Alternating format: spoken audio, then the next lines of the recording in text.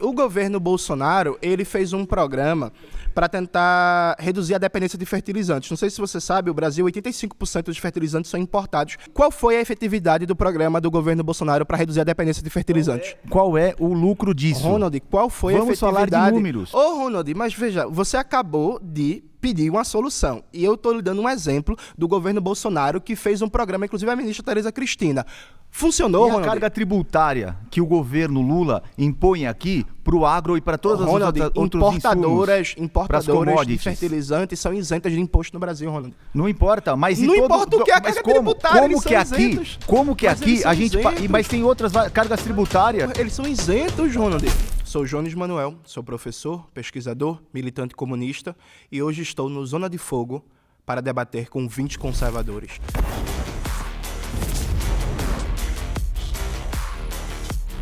Minha primeira afirmação é: o fim da escala 6x1 vai melhorar o Brasil e gerar mais empregos no nosso país.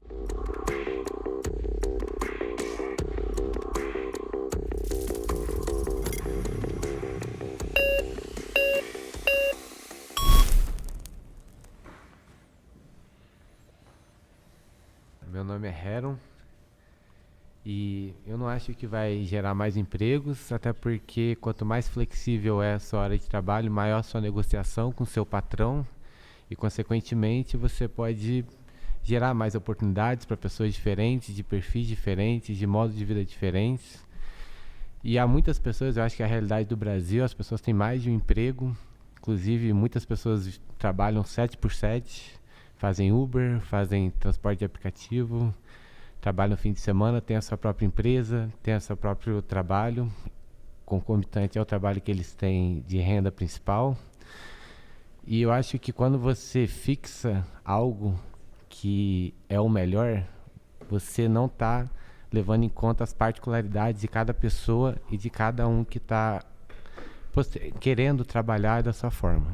Perfeito, Heron. Eu acho que é um bom questionamento. Veja, no Brasil foi aprovada a reforma trabalhista do governo Michel Temer, né, em 2017. O princípio da reforma trabalhista do Michel Temer é o negociado sobre o legislado, o negociado acima do legislado. Isso deu a chamada flexibilidade para as relações trabalhistas. Isso não gerou mais empregos no Brasil. Hoje, no Brasil, 39% da força de trabalho está em trabalhos precários, sem carteira assinada. Embora a gente tenha um desemprego chamado baixo, na verdade a gente tem uma estatística de desocupação baixa, mas quase metade da força de trabalho brasileira está na informalidade. O número médio de horas trabalhadas aumentou no Brasil. Hoje, em média, embora a jornada oficial de trabalho seja 44 horas semanais e 8 horas diárias, em média o trabalhador brasileiro está trabalhando 12 horas por dia, entre 10 e 12 horas por dia. Os salários não aumentaram e a tal da geração de empregos que seria prometida com a reforma trabalhista, que geraria 8 a 10 milhões de novos empregos, porque ia flexibilizar o mercado de trabalho, gerar mais empregos, estimular o empreendedorismo, o investimento privado, isso não aconteceu. Eu acho que quando a gente vai fazer esses debates sobre relações de trabalho no Brasil, a melhor coisa é a gente trazer para o debate a melhor literatura acadêmica, a melhor reflexão científica sobre o tema e a experiência internacional comparada de outros países, né? Quando a gente para ver, o Brasil é um país que, a nível de América do Sul, é um dos poucos países que não está avançando na redução da jornada de trabalho. Então, Chile, Venezuela, Colômbia, Bolívia, Argentina, Uruguai, são países que têm jornadas de trabalho menores que o Brasil e outros países que têm jornada de trabalho igual ou maior que o Brasil estão nesse momento debatendo a sua diminuição, como é o caso do México. Repare que eu citei vários países do mundo que têm colorações político-partidárias e ideológicas diferentes, né? A Venezuela é o espantalho da direita com um governo de esquerda, a Colômbia hoje tem um governo de esquerda, mas historicamente é governada pela direita, o Chile também, por aí vai. Então, veja, a nível de América do Sul, o Brasil é praticamente o único país que não está debatendo a redução da jornada de trabalho. A nível de OCDE, que é a organização que reúne os países mais ricos e desenvolvidos do mundo, o Brasil tem uma jornada de trabalho acima de praticamente todos os países da OCDE. E aí eu me pergunto, quem é que está certo? É a gente ou é a Alemanha, por exemplo, que tem uma jornada de trabalho bem menor que o Brasil? Ou é o Canadá, que tem uma jornada de trabalho bem menor que o Brasil? Aí você pode falar, mas espera aí, Jones, Canadá é um país rico, a Alemanha é um país rico, você quer comparar com o Brasil? Veja, o Brasil, a gente está gravando em São Paulo, né? Em 1930, teve a Revolução de 30. Em 1932, o Getúlio Vargas nomeou o João Alberto como interventor de São Paulo, pernambucano, João Alberto. Uma das primeiras medidas do João Alberto foi instituir a jornada de trabalho de 8 horas diárias nas indústrias de São Paulo. Veja, de 1932 até hoje, as mesmas 8 horas diárias de trabalho. Foram quase 100 anos de desenvolvimento capitalista, concluiu a segunda Revolução Industrial, a terceira Revolução Industrial, a gente já está na quarta e a jornada de trabalho é basicamente a mesma nas empresas e fábricas de São Paulo. Então, quer dizer que 100 anos de ganho de produtividade para as empresas, 100 anos de avanço tecnológico, 100 anos de lucro e a jornada de trabalho é a mesma, não tem condição de reduzir a jornada de trabalho e, te dou mais um exemplo, veja, o setor bancário. A jornada de trabalho para o setor bancário já é de 30 horas semanais. Os bancos no Brasil, você vai concordar comigo, têm lucros recordes e não param de bater lucro. Ou seja, dá para as empresas continuarem muito bem e é melhor para a saúde, para o bem-estar e para a vida do povo trabalhador. Você foi votado. Tá uma conversa tão boa, gente. Vocês tiraram ele.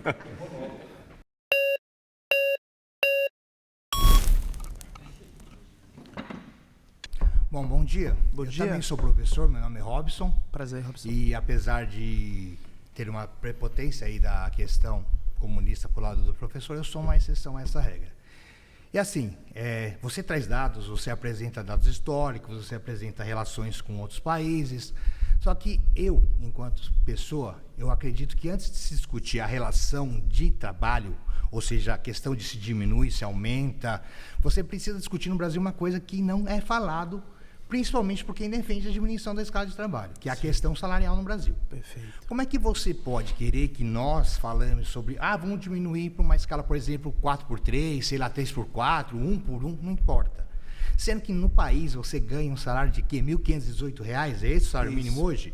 Me fala uma coisa, como é que um pai de família que tem que sustentar a sua casa, pagar aluguel, de repente ele tem ou não um veículo, mas ele tem que se locomover para o trabalho, como é que ele faz para manter isso com esse salário? Então, antes de você pensar na diminuição do trabalho, eu acredito que melhoraria sim as condições de vida. Perfeito. Só que como que você melhora se o cara continua ganhando o mesmo, até menos? Hoje, no Brasil, creia no absurdo. Eu sou professor e converso com pessoas que trabalham na área de limpeza dentro da escola. Eu não acho o meu trabalho mais digno que o delas. Sim. E elas ganham R$800 por mês, porque eles ganham 1.500, mas aí você tem aquele monte de desconto, cai para esse salário valor. líquido, né? Exatamente. Então, antes, eu acredito nisso, antes de você falar sobre a questão de diminuir o trabalho, a jornada de trabalho, você precisa debater salário. E eu digo isso porque você não conhece nenhum médico que ganha seus 20, 30 mil reais por mês discutindo a questão de trabalho dele. Ele atende à noite, atende de dia, se ele tiver com a esposa em casa e chamarem para fazer uma cirurgia, ele vai. Você pega pessoas da área de segurança também. Por exemplo, eu tenho experiências em vários setores. Eu trabalhei na área de segurança lá na década de 90, que era a escala 12/36, que eu trabalho um dia e folga um dia. E tinham alguns amigos meus que, porque tinham essa folga, trabalhavam em outra empresa, duas. Então ele fazia escala 1 por 1, porque ele precisava do quê? De renda. A questão aqui não é a questão se diminui ou se aumenta, é a questão de salário. Vocês têm uma propaganda, 3x4, 4x3, mais vida, etc e tal, só que você não debate salário. Não adianta você trabalhar 3 dias ou 4 dias na semana e ganhar R$ 1.500, não adianta. Ou nós discutimos a questão salarial, dignidade para o ser humano, porque o que realmente faz a dignidade é o salário. Você tem que ter condição de ter um aluguel decente e, olha, com R$ 1.500 você não consegue. Perfeito. Você tem que ter a questão de saúde, nós não temos. Não adianta defender o SUS se você faz um exame e aí para você faz uma consulta e o exame que ele pede, um exame de sangue, demora 30 dias para sair. Então você tem que debater isso também. A questão da educação. A educação no país ela é tão assim absurda que a USP, a Unesp, que são as universidades públicas, privilegia quem? Os empresários. O cara estuda em escola particular a vida inteira e na hora do vestibular ele tem prerrogativa sobre quem está na escola pública. Eu sou professor de escola pública e sou professor de escola particular. E eu, se me perguntar o que você acha da USP ou da Unesp, eu acho primeiro o pessoal da escola pública, depois o da particular. Então, se você conseguir discutir essas questões que são muito mais importantes para o povo do que a diminuição da jornada de trabalho e a dignidade está no salário, aí você pode, no futuro, debater isso. Porque se você ganhar bem, e outra coisa também, se você ama o que você faz, e Antônio Hermílio de Moraes falava isso, quando você ama o que você faz, você nunca está trabalhando de verdade. Eu mesmo, eu mesmo, amo a sala de aula. Perfeito. E Robson, hoje eu trabalho até 12 horas por dia na escola, se for preciso. Mas Porque isso- eu amo a sala de aula. Mas isso não é o Eu ideal, amo a Robson. sala de aula. Eu amo a sala Mas de aula. veja, Robson, Não, ó, rapidão, Não, mas- me desculpe. Se você puder deixar eu terminar o Não. raciocínio, eu deixo você falar. termine. Entendeu? Quando a pessoa ama o que ela faz, ama de verdade. Se aquilo é a vida dela, eu me descobri na educação. Perfeito. Eu amo a educação, eu gosto de sala de aula. Eu gosto de falar para os meus alunos que eles precisam ter a própria opinião deles, pensar por eles mesmos e não impor para eles um sistema. Ó, você tem que fazer isso, fazer aquilo. Não. Você descobre o que é melhor para você. Eu amo a sala de aula. Eu estou na escola porque eu quero. Ninguém me obriga a lá estar.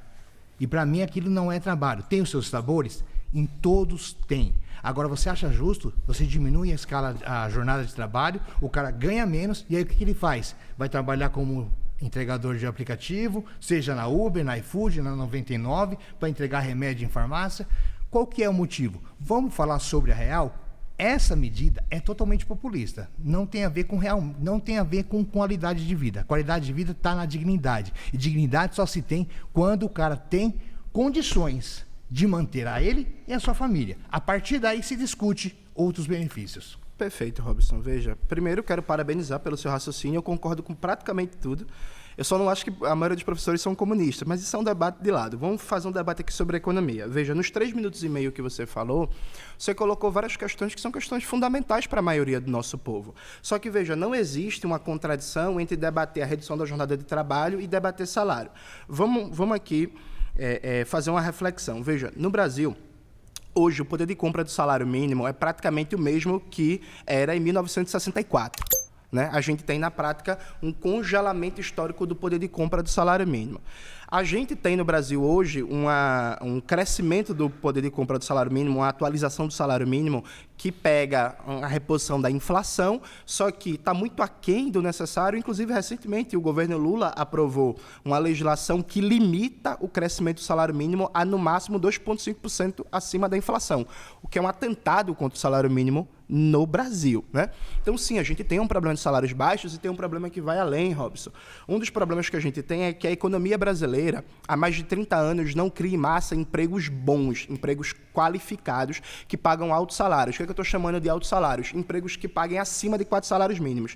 Então, há um processo de redução da complexidade produtiva da economia. O que é que isso significa? Significa que a gente não está gerando empregos industriais e em serviços complexos. Você acha que a diminuição da escala de trabalho vai resolver mas esse eu vou problema? chegar lá. Vamos lá. Foram 3 minutos para você, Sim, 3 claro, minutos, claro. 3 minutos para mim. Desculpa. Então, veja, a partir do momento que uma economia ela não aumenta a sua complexidade produtiva, não gera empregos industriais, não gera empregos em serviços complexos, ela tende a gerar empregos simples, de baixa qualificação, de salários ruins, que é a maioria dos empregos formais no Brasil, no setor de serviços, no setor de comércio, pagando o salário mínimo, que líquido a pessoa recebe menos, e trabalhando numa escala 6x1.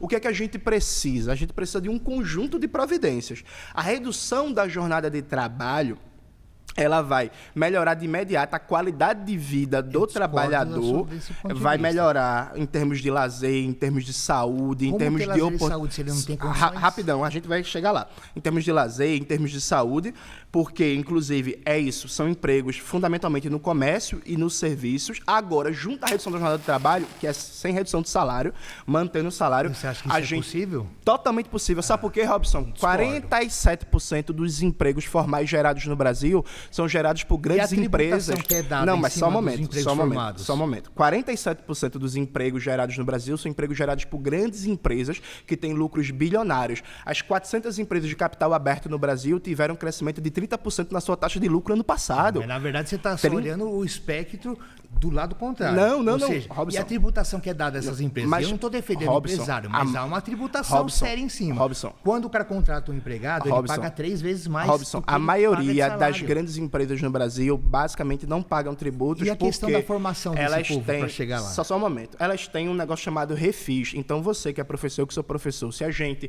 começar a dever, a gente entra no SPC e no Serasa e fica com o nome sujo. Sim. Grandes empresas têm um refis, renegociam suas dívidas, já tem uma certidão negativa que não deve nada e continuam pegando Mas crédito aí no você Estado. vê, aí a discussão E outra, tem que ser feita com o Estado e, e não outra, com o trabalhador em si. grandes empresas no Brasil hoje têm como dívida ativa, né? Ou seja, devem à União, ao Estado brasileiro, mais de 3 trilhões de reais. Rico no Brasil Pausa. não paga imposto. Você foi votado.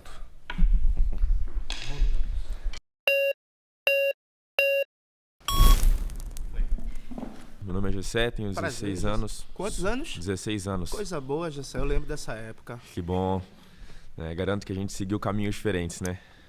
Quem sabe, né? É porque tu tem um caminho pra seguir ainda, a gente vai ver pra onde vai. Com certeza. Com o seu, com certeza, não vai ser. Coisa boa. Porque tu não vai se formar não, vai estudar não, vai trabalhar não. Defender uma pauta de uma pessoa que não tem sentido, acho que acredito que não. Mas vamos No entrar na caso, pauta. tá falando do Bolsonaro. Não, eu tô falando do Marx mesmo. Sim. A ideologia comunista. Tá. Bom, vamos falar da Mas escala hoje 6 tu por 1. sabe o que é comunismo? Eu te Tão posso jovem. dizer o que é comunismo. O Diga comunismo aí. foi formado Mas por... fale da escala 6 por 1 primeiro. Bom, daí você decide o que você quer que eu fale. Bom, só pela falar a escala da 6 por 1, eu vi muito argumento seu histórico, até tentou puxar um pouco do pessoal, tentou usar algumas técnicas de retórica, mais técnicas de Schopenhauer, por sinal. Mas quando você fala de escala 6 por 1, acredito que você é a favor ao microempresário? Com Você é a favor? certeza. Então, me diz, você vai diminuir a jornada de trabalho para pagar o mesmo salário para o microempresário. Então, como que a dona Maria, que tem a sua loja no centro, que paga ali R$2.000 de aluguel, paga mais R$3.000 de folha salarial e tem ali os seus R$3.000 de lucro, como que ela vai diminuir a jornada de trabalho, porque ela vai ter que colocar outro funcionário nesse dia que essa pessoa não vai trabalhar. Então, ela vai diminuir a sua jornada de trabalho e ela não vai conseguir manter a sua loja. Ou seja, a gente vai ver vários microempresários, que inclusive são uma grande porcentagem deles que movimentam a economia do nosso país, entrando em declínio, porque eles não vão conseguir manter as suas empresas. E quando a gente entra em pautas vazias, a gente fala da escala 6 por 1, porque acho que você lembra da PEC das domésticas que foram passadas há um tempo atrás. Em 2014. Sim. A PEC das domésticas, ela foi considerada uma pauta muito barulhenta e banal, porque mesmo depois da PEC das domésticas, a gente vê muitos funcionários dos médicos hoje que continuam não sendo registrados. Ou seja, o que você vai fazer, aprovando a escala 6 tirando a escala 6 por 1, o que você vai estar fazendo é aumentando a informalidade do Brasil. Perfeito. Mas, ô Gessé, tu sabe o que é microempreendedor individual, né? Os MEIs. Sim. Perfeito? São 14 milhões de MEIs no Brasil. Tranquilo? Tranquilo. Desses 14 milhões de MEIs no Brasil, quantos tem funcionário? Acredito que a sua maioria, eu não posso te dizer um dado certo, até porque eu falo mais de realidade do que dados, né? Né, então, mas para falar da realidade tem que ter dados, Gessé. Vê só, microempreendedor individual no Brasil, só 0,9% tem um funcionário. 99,1% dos MEIs não tem De nenhum qual fonte funcionário. você está falando isso? Dados do CAGED e dados do IBGE, são dados oficiais, Gessé. Então, assim, a maioria dos microempreendedores individuais não tem funcionário. Se você for para MEs, a média de funcionário é 1,33% funcionário por MEs. A maioria dos empregos formais criados no Brasil, Gessé, é por médias empresas e grandes empresas, respectivamente. Médias empresas criam 11% dos empregos formais no Brasil, grandes empresas criam 47% dos empregos formais no Brasil. Então, você junta grande e média empresa, são eles que geram a maioria dos empregos formais no Brasil. Gessé, a gente já tem na economia brasileira vários setores que trabalham numa escala de trabalho de 30 horas semanais. Nenhum deles quebrou, Gessé. Bancos têm uma escala de trabalho de 30 horas semanais, têm lucros bilionários, recorde atrás de recorde todo ano. Grandes empresas como o setor da saúde, por exemplo, você está em São Paulo, o Albert Einstein, por exemplo, para as enfermeiras, a jornada de trabalho é 30 horas semanais. Não está quebrado não, Gessé, está indo muito bem. Assistentes sociais, engenheiros e por aí vai. Vários setores da economia... Certo, Jonas. Rapidão, Jones. Vários setores da economia já têm uma jornada de trabalho de 30 horas semanais e estão tendo lucro por cima de lucro. Como eu te falei, as 400 empresas de capital aberto no Brasil tiveram crescimento da sua taxa de lucro de 30% ano passado. Então, são empresas que estão lucrando, Licença, Jones. e o trabalhador sendo esfolado. E aí, veja, Gessé, se você for hoje, você abrir o site do Sebrae, por exemplo, você vai ver que a principal reclamação do pequeno empreendedor, sabe qual é? Não é custo da força de trabalho, Gessé, é falta de acesso a crédito, porque não tem crédito barato, porque a taxa de juros no Brasil é estratosférica. Tem que dar uma estudada, Gessé, para conhecer. Vamos fazer o seguinte, a economia. problema, Jones, é porque eu vivi a realidade e você trabalha com dados dentro da sua salinha privatizada. Porque, por exemplo... Privatizada? Você é contra a privatização? Não, você vive... Não, exatamente, você é contra, só que você fala do comunismo, só que você usufrui do capitalismo todos Mas os saiu dias. da escala 6 por 1? Pausa, você foi votado. Eita, Gessé, não deu por gosto, não.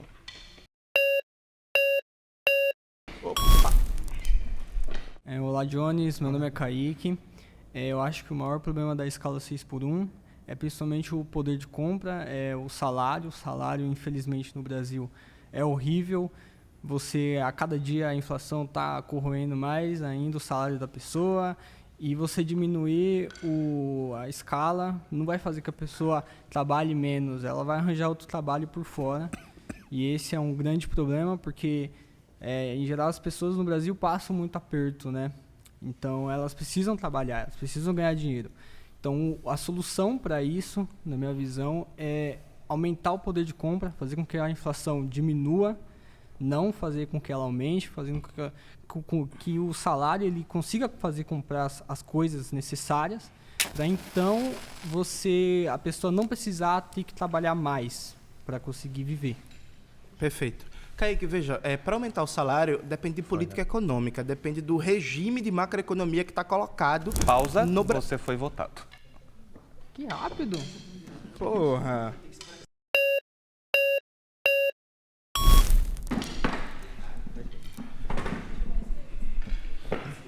Meu nome é Ronald e você falou, mas não chegou na objetividade. Eu quero saber como que você vai resolver essa questão de alterar a escala 6x1. Qual é a forma adequada? Ademais, qual é o regime que você está colocando aqui? Você está se espelhando em quem? No projeto da Erika Hilton?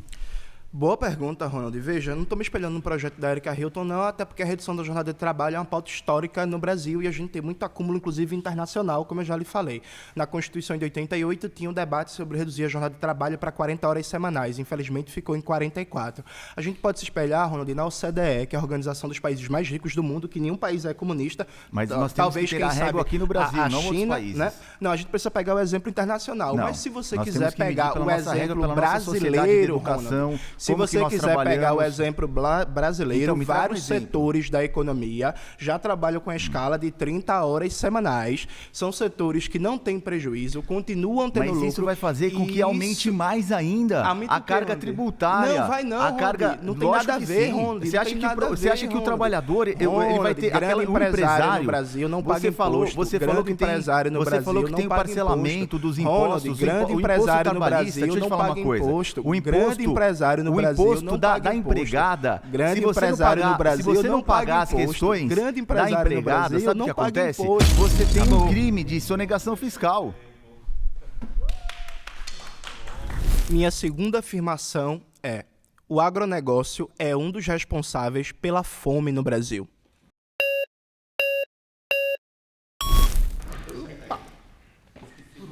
Por que a demonização rápida do agronegócio? Então, Davi, eu não acho que é demonização, é um debate sobre os problemas do agronegócio, né? Vou te dar um exemplo. O agronegócio ele não produz fundamentalmente para o mercado interno, ele produz para exportação, ele faz com que comida seja uma mera mercadoria exportável. Então, por exemplo, Davi, a gente come arroz e feijão, né? A soja produzida no Brasil é fundamentalmente para exportação. O Brasil hoje, a gente tem uma redução da área de cultivo de arroz e feijão para a plantação de soja. Vamos imaginar o seguinte, até os anos 70 era caríssimo comprar comida no Brasil. Hoje ainda é. Dos anos 70 até 2021, o valor da cesta básica por conta do agronegócio, por conta da disponibilização de maior número de alimentos no Brasil, a cesta caiu 47%. Se a gente começa a falar sobre a participação do agronegócio no PIB, que é geração de riqueza do país, o agronegócio participa com 22,3%. A agropecuária, 7,7% deste total. É geração de emprego. Se é geração de emprego, também é produção de salário e é manutenção e produção de poder de compra. Então você não pode necessariamente demonizar e dizer que tudo vai para o exterior. Grande parte do que é produzido pelo agronegócio, e estou falando de grandes proporções, ela fica dentro da indústria nacional, porque ela é produto primário, torna-se secundário, termina-se como terciário e produto final. Tá. Ô, Davi, mas veja, a agricultura brasileira, a gente pode dividir ela em 3 grandes ramos, né? A gente está falando de agronegócio, a média propriedade conectada à agroindústria e a agricultura familiar, a agricultura de assentamentos, né? No Brasil, a gente tem 100 milhões de hectares sendo produzidos. Desses 100 milhões de hectares, 65 milhões de hectares estão com agronegócio e o resto está com a média e pequena propriedade. As culturas que abastecem o mercado interno no Brasil, como arroz e feijão, são produzidos fundamentalmente pela pequena e pela média propriedade. O agronegócio está concentrado em 3 culturas, que é soja, cana-de-açúcar e milho. As três, fundamentalmente, são para exportação. Rapidinho, Davi, só fechar esse raciocínio. As três são fundamentalmente para exportação. É claro que a gente tem também o milho, é consumido no mercado interno, é base alimentar brasileira, mas o milho consumido no mercado interno é fundamentalmente produzido pela grande propriedade. A questão é que o agronegócio, ele não produz direcionado ao mercado interno, ele produz para exportar. E aí tem um problema, Davi. Representa 22% do PIB, mas repare, 67% da renda gerada pelo agronegócio é apropriado por grupos estrangeiros, dado que o agronegócio depende de máquinas e equipamentos, depende de sementes, depende de fertilizantes, tudo comprado do estrangeiro, mandando riqueza para fora. Então, esses 22% do PIB gerado pelo agro é um dado mais ou menos enganoso. Só para você ter uma ideia, na produção de soja, 40% do custo da soja é fertilizante. O Brasil importa 85% dos fertilizantes consumidos no país. Então, mandando riqueza para fora, fugando o dólar do país, e o agronegócio não tem projeto nenhum de industrializar essa cadeia produtiva. O Brasil ele não é um grande produtor de lã, por exemplo. Mas você não pode culpar as pessoas que passam frio, você não pode culpar o produtor de lã. Perfeito. Da mesma forma que as pessoas não tenham acesso ao alimento, não é o produtor o culpado. O culpado é o regulamento, a forma que este alimento chega à mesa no produto final. Imagine o Brasil sem o agronegócio, com a cesta básica ao valor de 1970, por exemplo. O agronegócio tem problema? Ele pode ter problema. É possível solucionar? É. Agora, não é demonizando, ele não é responsável pela fome no mundo. Distribuição de renda é responsável, a má distribuição de renda é responsável pela fome. Exploração do trabalho é responsável pela fome. Machismo, por exemplo, a opressão em cima da mulher é responsável pela fome, porque a mulher hoje é a maior cuidadora de famílias no Brasil. Então, o próprio machismo é responsável pela fome. A própria opressão psicológica em cima de homens é responsável pela fome. Não o agronegócio. O agronegócio, ele produz. O problema da distribuição é uma coisa. A distribuição é uma coisa, a produção não é o problema. O problema é a distribuição. Davi, você está demonizando o início disso e não todo o processo. Não, Davi, eu não estou demonizando, estou fazendo um debate crítico. Por exemplo, tu acha que é correto pegar a maioria das terras brasileiras disponíveis e, em vez de produzir arroz e feijão, a gente produzir soja para engordar porco na Ásia? Você foi votado.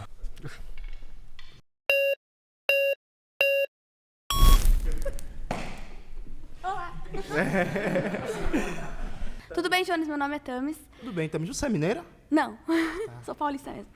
Bom, não concordo com a ideia de que o agronegócio é o demônio do PIB brasileiro e tudo mais. Um dos responsáveis pela fome, não o demônio. O principal é a distribuição. Mas, enfim, partindo do pressuposto que você está correto, qual é a solução? Reforma agrária? Tamis, veja, a solução é colocar como prioridade a produção do mercado interno. Né? Porque, como eu estava dizendo com o Davi, antes de ser interrompido, a maioria das terras agricultáveis no Brasil não são usadas para produzir o que a gente consome: arroz, feijão, frutas e legumes. Então, o que a gente precisa? De uma distribuição de terras, sim, de uma reforma agrária, mas mais do que isso, a gente precisa de uma mudança da produção agrícola no Brasil. E como você me explica o Zimbábue, por exemplo, que ocorreu isso e hoje eles comem terra? Tá, mas antes disso, deixa eu te dar um exemplo que eu acho significativo. O crédito agrícola no Brasil, em média, é 280 bilhões para o agronegócio e só 30 bilhões para a agricultura, que produz para o mercado interno. Então, repare, nos últimos 16 anos, o lucro médio da soja cresceu 300%. O lucro médio do produtor de arroz e feijão está estável. O mercado interno, ele ganha com comida, certo? Ele precisa de comida, mas ele também precisa de dinheiro. É uma via de mão dupla. O mercado interno produz internamente e o grande agro produz o dinheiro que traz para quem está dentro do mercado interno. É uma via de mão dupla. Na verdade, não, Tamis, porque como eu acabei de falar com o Davi, a maioria da cadeia produtiva do agronegócio é feita por compra de mercadorias estrangeiras e que o dólar entra no Brasil com a venda e vaza. Então, por exemplo, 40% do custo da produção de soja é referente ao preço de fertilizantes. Isso não é movimentação econômica? Mas o Brasil importa. A gente, então, deixa o Brasil produzindo para o Brasil, vendendo para o Brasil, Brasil isolado? Essa é a ideia? Não é isolado. Que é o que aconteceu no Zimbábue. Não, Tamis, não é isolado. É porque todo país da OCDE, dos países mais ricos do mundo, garante a sua segurança alimentar. Ou seja, o alimento base do povo, ele é prioridade e precisa garantir o abastecimento do mercado interno. Isso não está garantido? Não está garantido. Tanto é assim que o Brasil hoje tem fome e tanto é assim o preço do arroz, o preço do feijão e o preço do café. Você foi votada. Muito bom. Obrigada.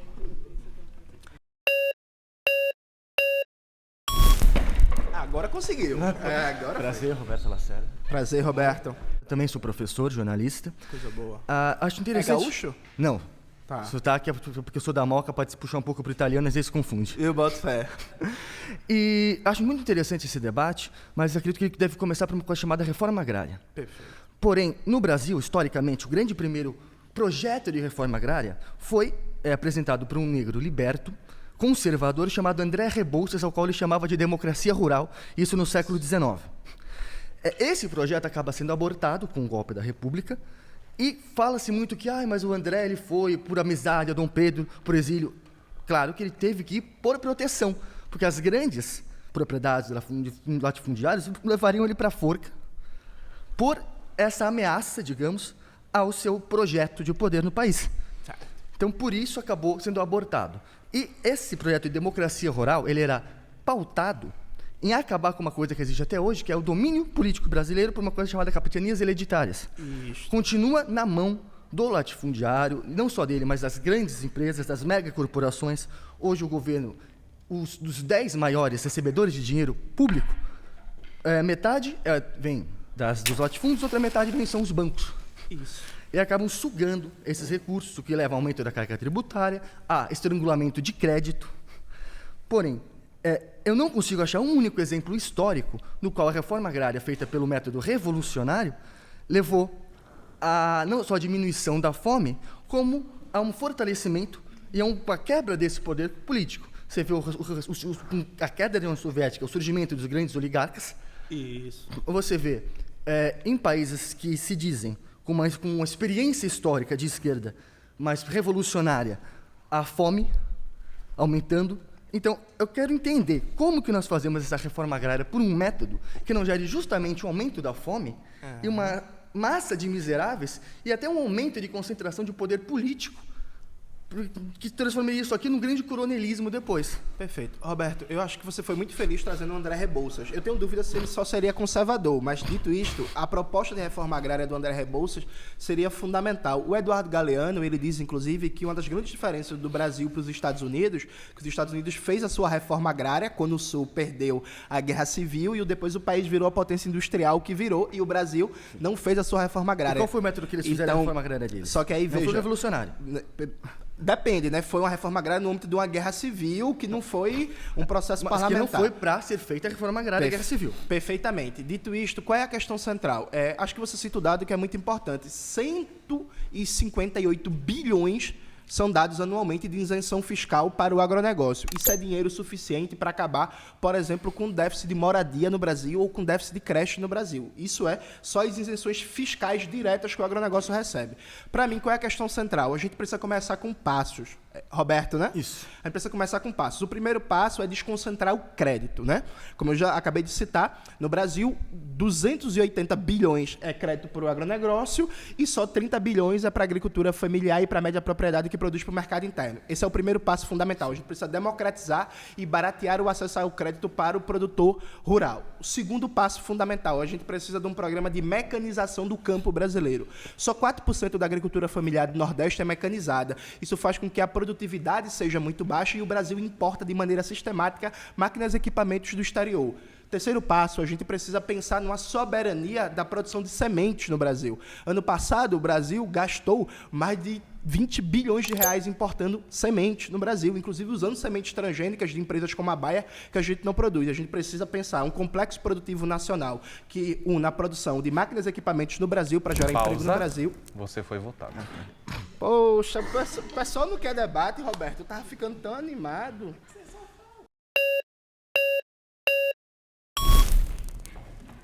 Bom, você mente quando traz dados de bilhões, porque é o seguinte, se eu compro R$1, eu vou terminar de falar e depois você fala. Certo. Você compra uma semente a R$1, só que você vai vender, depois daquele grão, a 10, a 20 reais, obtendo lucro. E esse lucro vai para onde? Vai para dentro do nosso país, gerando renda, gerando emprego. Portanto, esses números que você traz, astronômicos, né, quando você fala de uma situação, você acaba induzindo a população que já tem um analfabetismo funcional de 30% e colocando eles contra o agronegócio no Brasil, sendo que o agro, ele move esse país, porque 30% do nosso PIB vem do agro. É 22%. Não, total de 30%, com agropecuária. Tá, vamos lá. Vamos lá. Existe um negócio na economia chamado efeito multiplicador. É claro que se você compra uma semente pagando em dólar e depois você produz e vende, uma parte dessa riqueza vai ficar... Tudo é dolarizado. Só um momento. Tudo é dolarizado. Só um momento. Uma parte dessa riqueza, é óbvio, vai ficar no Brasil. A questão é, 67% da renda produzida na soja vai para fora do Brasil. Por que vai para fora do Brasil? Porque a semente é vendido para fora. Não, a renda é o resultado final, meu querido. O resultado, querendo ou não, fica aqui no bolso de quem está aqui no Brasil. Mas se você está mentindo, eu tenho que contestar. Não, mas eu não estou mentindo. A renda é o resultado final do processo de venda da mercadoria. Quando você termina a rotação da mercadoria, 67% da renda vai para fora, porque a máquina e equipamento é comprado de fora, o fertilizante é comprado de fora. Mas você está falando do que vai produzir, agora o lucro é aqui. Não, meu querido, porque o lucro parte do processo produtivo geral. Veja. E vai para onde esse lucro? O lucro depende. Por exemplo, ele engasta tudo em máquina, ele reinveste 100%, ele reinveste 60%. A comercialização de soja no Brasil é controlada por grupos estrangeiros, como a Syngenta, que é uma empresa chinesa que controla a comercialização de soja no Brasil. Então, veja... Não estamos falando só de soja, nós estamos falando sobre tudo. Eu estou dando o exemplo da soja, que é o setor mais potente do agronegócio brasileiro. Você quer que eu fale da cana-de-açúcar? Quer que eu lhe explique como é que funciona? Você pode explicar sobre tudo. Não, a questão é uma falácia. Não você está trazendo uma retórica que não contempla. Onde é que está a falácia? A falácia está que você está dizendo que o valor vai para fora do Brasil e aqui, o valor fica aqui dentro, fica interno. Isso gera emprego, gera renda. Veja, meu querido, você não tem dado e você está querendo confundir as pessoas. Gente, não tem repare, dado. Existem justamente você está querendo fazer um adônime que são de forma nacionais que e outras você não que consegue são atacar o argumento, porque o argumento é fático. Então, repare, por exemplo, quando você produz... Vamos dar um exemplo. Você produz tijolo no Brasil, que é uma cadeia produtiva 100% nacional. Você compra a matéria-prima, aí faz o tijolo, aí o tijolo é vendido para o armazém depois vende para a pessoa. Aquela cadeia produtiva fica 100% no Brasil. Toda a riqueza, todo o valor gerado fica 100% no Brasil. Quando uma parte desse processo produtivo passa pelo circuito internacional, uma parte desse valor é necessariamente enviado para fora. É o caso do agronegócio. O agronegócio é um negócio chamado dependência tecnológica. O agronegócio não importa não qual é dependência tecnológica, você vai comprar porque o governo do Brasil, se não investe em tecnologia, com esse governo maldito que nós temos, automaticamente nós não conseguimos produzir aqui. Roberto, vamos lá. Ronald. Desculpa, Ronald. Tá desculpado. Eu me confundi. Imagina. Mas, Ronald, o governo Bolsonaro, ele fez um programa para tentar reduzir a dependência de fertilizantes. Não sei se você sabe, o Brasil, 85% dos fertilizantes são importados. E a gente importa, só um momento, só lhe dar o dado, a gente importa 40% dos fertilizantes da Bielorrússia e da Rússia, que são países que estão sancionados. Ronald, qual foi a efetividade do programa do governo Bolsonaro para reduzir a dependência de fertilizantes? Qual é o lucro disso? Ronald, qual foi a efetividade? Vamos falar de números. Ronald, mas veja, você acabou de pedir uma solução. E eu estou lhe dando um exemplo do governo Bolsonaro, que fez um programa, inclusive a ministra Tereza Cristina. Funcionou, Ronald? A carga tributária que o governo Lula impõe aqui para o agro e para todas as outras importadoras de fertilizantes são isentas de imposto no Brasil, Ronald. Não importa, mas não importa o que é a carga tributária, como que aqui a gente, mas tem outras cargas tributárias. Eles são isentos. Por exemplo, a gasolina, como é que chega lá na mesa do cidadão, da dona Maria, do seu João? Como é que chega aquele... Você foi votado.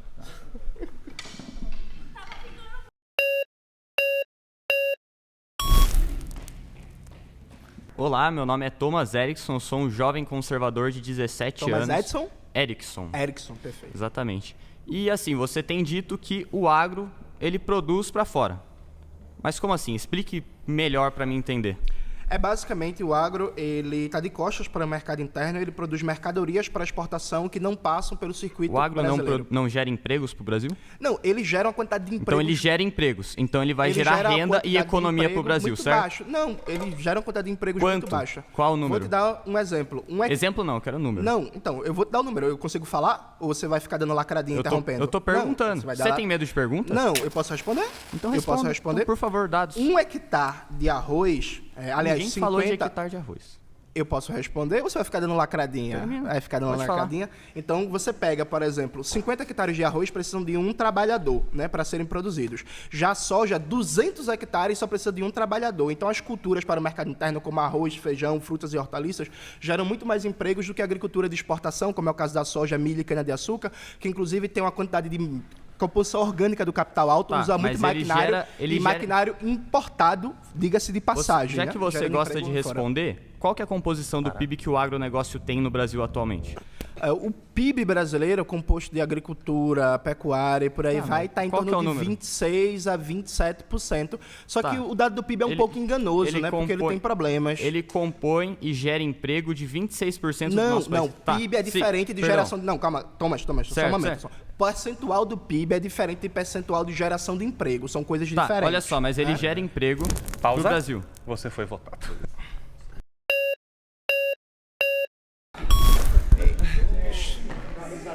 Chegou de Maria. Sou um jovem conservador também, apesar de todos os do meu lado ser, né, comunista, esquerdista. Mas enfim, é claro que a maior parte do lucro vai ser para o restante do mundo, até porque o Brasil é bem menor do que o resto do mundo, né?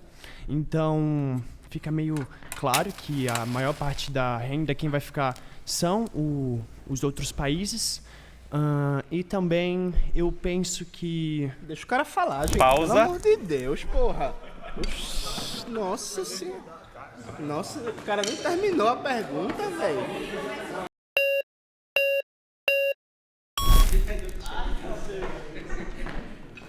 Sou Alessandro. Alessandro. Eu sou vários ex-professor, ex-comunista e hoje sou conservador. Coisa boa, Alessandro. Então dá pra gente discutir. Perfeito. O agro é uma indústria. Certo. E ela gera riqueza para o país e gera empregos. É uma indústria como tantas outras. Certo. Você fala e chega a uma conclusão assim. O Brasil precisa de indústrias. Por que não um trabalho de Estado para que essas indústrias do arroz, a indústria do feijão, a indústria do macarrão se sobressaia e gere a alimentação daqui? Porque o agronegócio é contra, Alessandro. Veja, ele é contra políticas industriais. Deixa eu te dar um exemplo bem básico. Não concordo. Assim. Não, deixa eu te dar um exemplo bem básico. A frente parlamentar da agropecuária no Congresso Nacional, ela barra toda... Você já foi votado. Já foi. Nossa, gente. Mas meu argumento foi bom. Mas eu ia responder. Velho. Ih, dança das cadeiras. Dá uma cotovelada na próxima, ó. Pá. Tudo bem, Jones? Meu nome é Tudo Nick. bem? Prazer, Nick. Você tem falado bastante sobre o agronegócio, né? Que você contra o agronegócio. E assim, eu percebo que o É crítica ao agronegócio, né? Então, o agronegócio ele é o que gera renda, o que gera várias coisas hoje para nós e traz o alimento para a mesa de todo cidadão brasileiro hoje, né? O agronegócio não, a agricultura, né? Isso, a agricultura. E aí, o que acontece é o seguinte, você falou, mas não deu uma solução até hoje. Qual seria a solução? Calma, deixa eu terminar. Então, assim, qual seria a solução? Distribuir na mão do MST para que eles, de alguma forma, tenham um monopólio sobre isso? Tipo, qual que é a sua ideia sobre isso? De forma alguma. Porque hoje o agronegócio, ele gera emprego, ele gera para nós renda, ele gera também...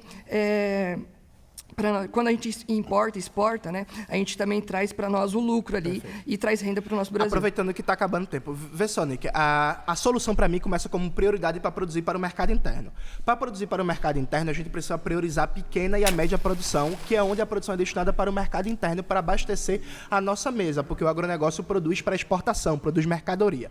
Para produzir para o mercado interno, a gente precisa de mais crédito para a agricultura familiar, a gente precisa de política de apoio técnico, a gente precisa de industrializar a agricultura familiar. Mas quando você faz isso, você não entende que o Estado ele só vai aumentar mais os impostos, vai aumentar mais as coisas e vai prejudicar cada dia mais os alimentos e ele ficar cada dia mais caro como está hoje em 2025? É porque, veja, o pequeno agricultor ele não consegue produzir sem apoio de crédito e o agronegócio tem apoio de crédito. Então, mas o pequeno agricultor ele também precisa igual...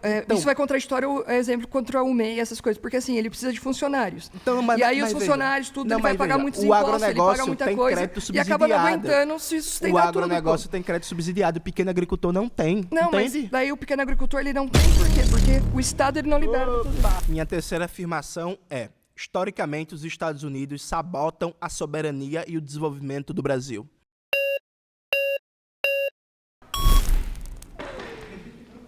A sua afirmação é uma afirmação muito interessante para uma pessoa que defende a sua ideologia. Uma pessoa que defende o comunismo geralmente não defenderia a sua pátria. Mas aqui estamos nós, debatemos sobre outro país intervir sobre as nossas legalidades. Quando a gente fala dos Estados Unidos intervir, a gente tem que falar também sobre a piada que virou a democracia do nosso país. A gente vê hoje humoristas, por fazerem piadas um pouco pesadas assim, sendo condenados a 8 anos de prisão. Enquanto pessoas que trabalham com a música fazem apologia ao crime, além de fazer apologia ao crime, eles estão usando porte legal de arma pelo artigo 257 da Constituição. Eles vão te tirar. Pois é, assim, eu acho que se você não tem capacidade, não me interromper, você não tem capacidade para falar de nenhum assunto. Hoje, eles estão te tirando ali, ó. Hoje, mas vê só, comunista defende a soberania nacional. Comunista não é contra defender a pátria, não. Inclusive, historicamente, quem mais defendeu a pátria brasileira foram os comunistas no Brasil. Por exemplo, a campanha O Petróleo é Nosso, que foi a maior expressão do movimento nacionalista da história brasileira, teve liderança dos comunistas, inclusive Luiz Carlos Prestes, fundamental, o PCB, na criação da Petrobras.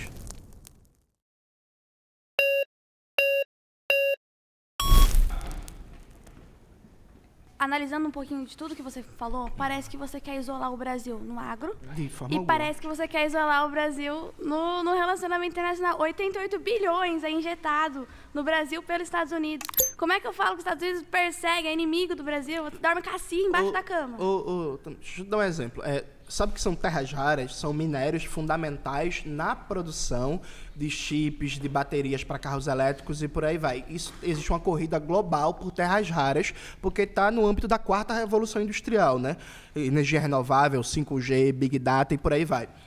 Ano passado... A gente tira os Estados Unidos e bota a China. Não, deixa eu dar um exemplo. Tá drenando não.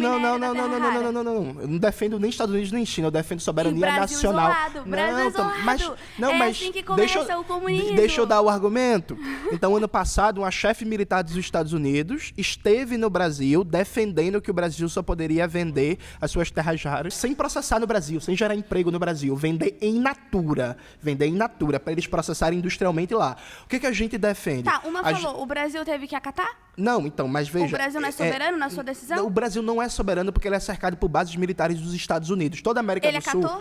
Claro, a gente não processa industrialmente. Então por que ele está no BRICS, fechado com a China, fechado com a Rússia, que está quase como inimigo declarado dos Estados Unidos? O Brasil é soberano na sua decisão. Não, o Brasil não é soberano. Ele deveria ser... mini-república dos Estados Unidos? Na prática, é. A gente deveria... A gente pra botar não, tô querendo isolar, não. Eu tô teoria. querendo que, no âmbito das relações internacionais, o Brasil tenha soberania e consiga preservar nossas riquezas. Te dei o exemplo das terras raras. Eu posso te dar outros exemplos. Tá todo mundo de olho, a China não, tá de olho. Tudo bem, mas aí o que é que você defende? Entregar para a potência do momento ou a gente controlar nacionalmente e produzir riqueza no Brasil para a classe trabalhadora brasileira? Por que não fazer isso em parceria? Não, mas porque os Estados Unidos não querem. Porque os Estados Unidos não querem. Eles querem comprar in natura.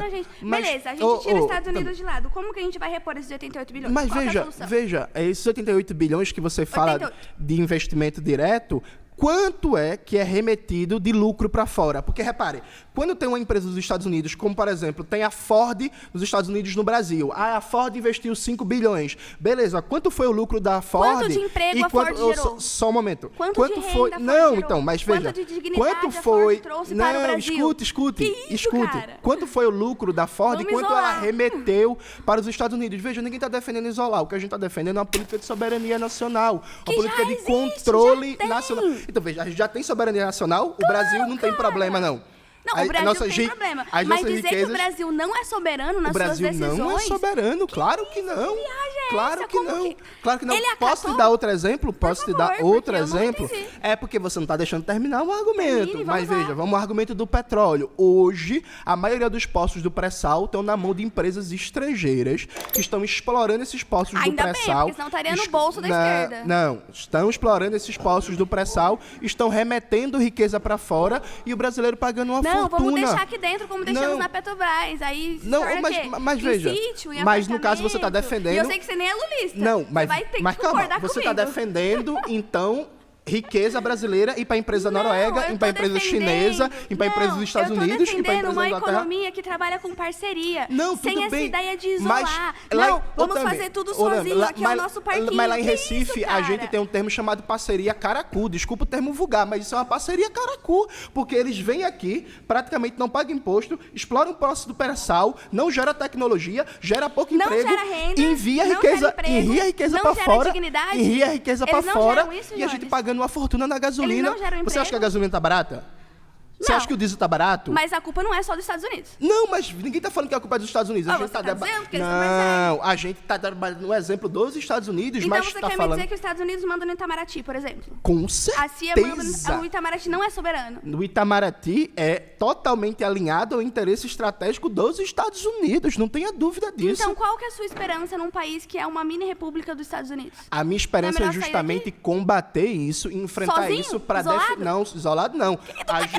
Não. O que a gente defende é soberania. O que a gente defende é que um Brasil para a classe trabalhadora brasileira. Então, se a gente tem soberania, peraí, vamos lá. Então a gente tem soberania, né? A gente tem soberania. Então o Brasil é hoje autossuficiente em petróleo, mas a gente continua importando gasolina, diesel e pagando uma fortuna. O Brasil hoje é autossuficiente em minério, mas a gente continua importando aço. O Brasil hoje, só um momento, peraí. O Brasil hoje é um dos países que mais tem, por exemplo, lítio, mas a gente está importando, por exemplo, baterias de lítio. Os carros elétricos no Brasil não são produzidos no Brasil. Que soberania é essa? O lítio do Vale do Jequitinhonha está sendo explorado pelo Elon Musk. A com gente riqueza tira o enviada Elon para Musk fora. e coloca o Xi Jinping? Não, eu quero... Essa é a sua ideia? Não, pelo contrário. A gente coloca o Putin? Eu já te dei vários exemplos são de duas defender controle nacional. Veja, você está fazendo caricatura. Eu já lhe dei vários exemplos que eu não quero trocar Estados Unidos por China, não. Eu quero que o Brasil, seja soberano e Isolado. se integre na América Latina e tenha um papel soberano na ordem internacional. Isolado. Então a gente tira o Elon Musk e não coloca o Xi Jinping. A gente tira o Elon Musk e cria uma indústria Vamos dar pro brasileira Maduro, vamos dar pro de Maduro. processamento de lítio. É Aí isso. você está fazendo caricatura, né? Porque é Aí a você tá- ideia. Porque não, então, É eu nem, assim eu nem que o apoio o comunismo- Maduro. é assim que o Não, veja, comunismo se eu não apoio o Então a Maduro. gente se isola Eu não das grandes apoio o economias Maduro. pra fazer a nossa Mas economia veja, interna, você pra está depois fazendo. ficar todo mundo vermelho, ok, somos comunistas e a gente Você está passa fazendo fome. uma caricatura. A minha pergunta para você é: o que a gente vai fazer para ter um controle nacional e soberano das riquezas brasileiras? Sim, eu quero que tire o Elon Musk do lítio do Vale do Jequitinhonha e eu quero uma produção nacional brasileira. Você é contra uma Coloque a produção nacional? Petrobras? A Petrobras não mexe com lítio. minha Coloque querida. quem? Ô, Coloque rapaz. quem? Então vamos lá. A gente Qual que é a precisa. ideia? Aí, eu vou conseguir ter 1 minuto para falar a ideia? Tá, vou te dar vamos um lá, 1 minuto. 1 minuto. Um minuto, gente. Não levanta a bandeira, não. Um minuto. A pra me falar. gente precisa ter uma política estratégica de aproveitamento nacional das riquezas brasileiras. prática, o que é essa 1 política minuto estratégica? para eu falar. Essa Então política fala, na estratégica tem alguns marcos. O primeiro marco, tudo que foi importante para a 4ª Revolução Industrial tem que ser processado industrialmente no Brasil. Isso passa por uma política direcionada e planejada de gerar indústrias brasileiras a partir de proteção de mercado, de crédito direcionado, de parceria com as universidades e também de um controle estratégico dos recursos escassos. Daí, Então, um por minuto. exemplo, Deu um minuto. não passou 1 minuto, não, falta 25 segundos. Não, aqui, ó. Então, por exemplo, 2, hoje no Brasil, se você... Pausa, você foi votada. Quando tava ficando... O Maduro foi feio, viu? O Maduro foi feio, viu? O Maduro foi feio, viu? Não. Gente, ó, esse negócio de Maduro e PT, cola comigo não, viu?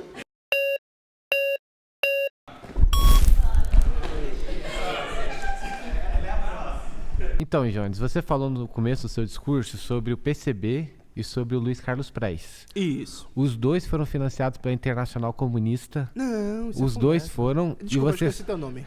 Ó, isso tá no livro O Retrato de Oswaldo Aranha, que era o número 4 esqueci teu nome. do Partido Comunista. teu nome? E veio. O meu nome é Heron. Heron, desculpa, Heron. Não, ó, fora isso, Cuba reclamava da influência americana sobre seu país. E hoje fala que é pobre porque os Estados Unidos não mais faz comércio com Cuba. Inclusive, se você for nos Estados Unidos, há vários restaurantes cubanos e muita da renda que tem em Cuba é de parte enviada por cubanos que foram aos Estados Unidos. A China só ficou rica porque fez comércio por décadas com os Estados Unidos. A Coreia do Sul e a Coreia do Norte, a Coreia do Sul, com apoio e parceria econômica com os Estados Unidos, são uma potência tecnológica. Você se considera patriota? Me considero patriota, sim, mas a gente vive num mundo globalizado e, historicamente, principalmente no século XX, quem fez comércio com os Estados Unidos enriqueceu. E eu tô te dando exemplos aqui. Harold, mas veja, eu não tô sendo contra fazer comércio. A questão é que comércio a gente vai fazer. Por exemplo, a gente tem as terras raras no Brasil.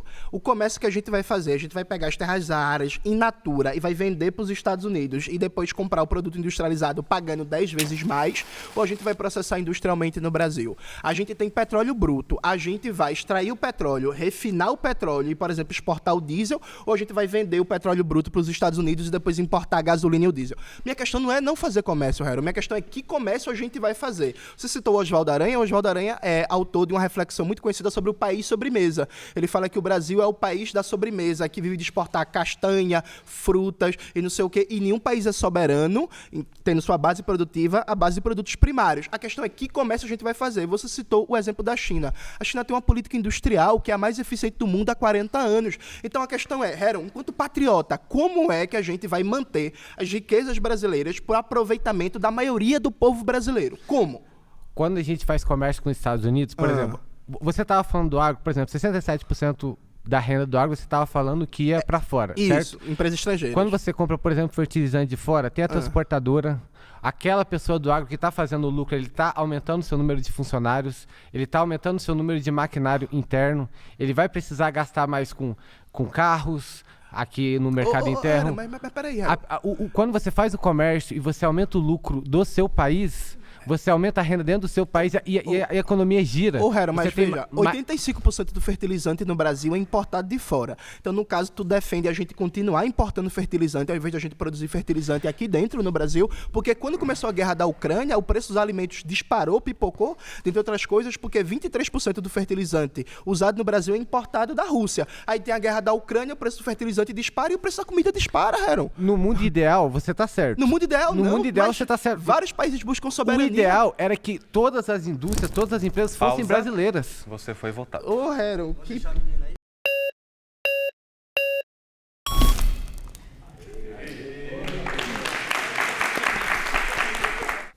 Olá, meu nome é Stephanie.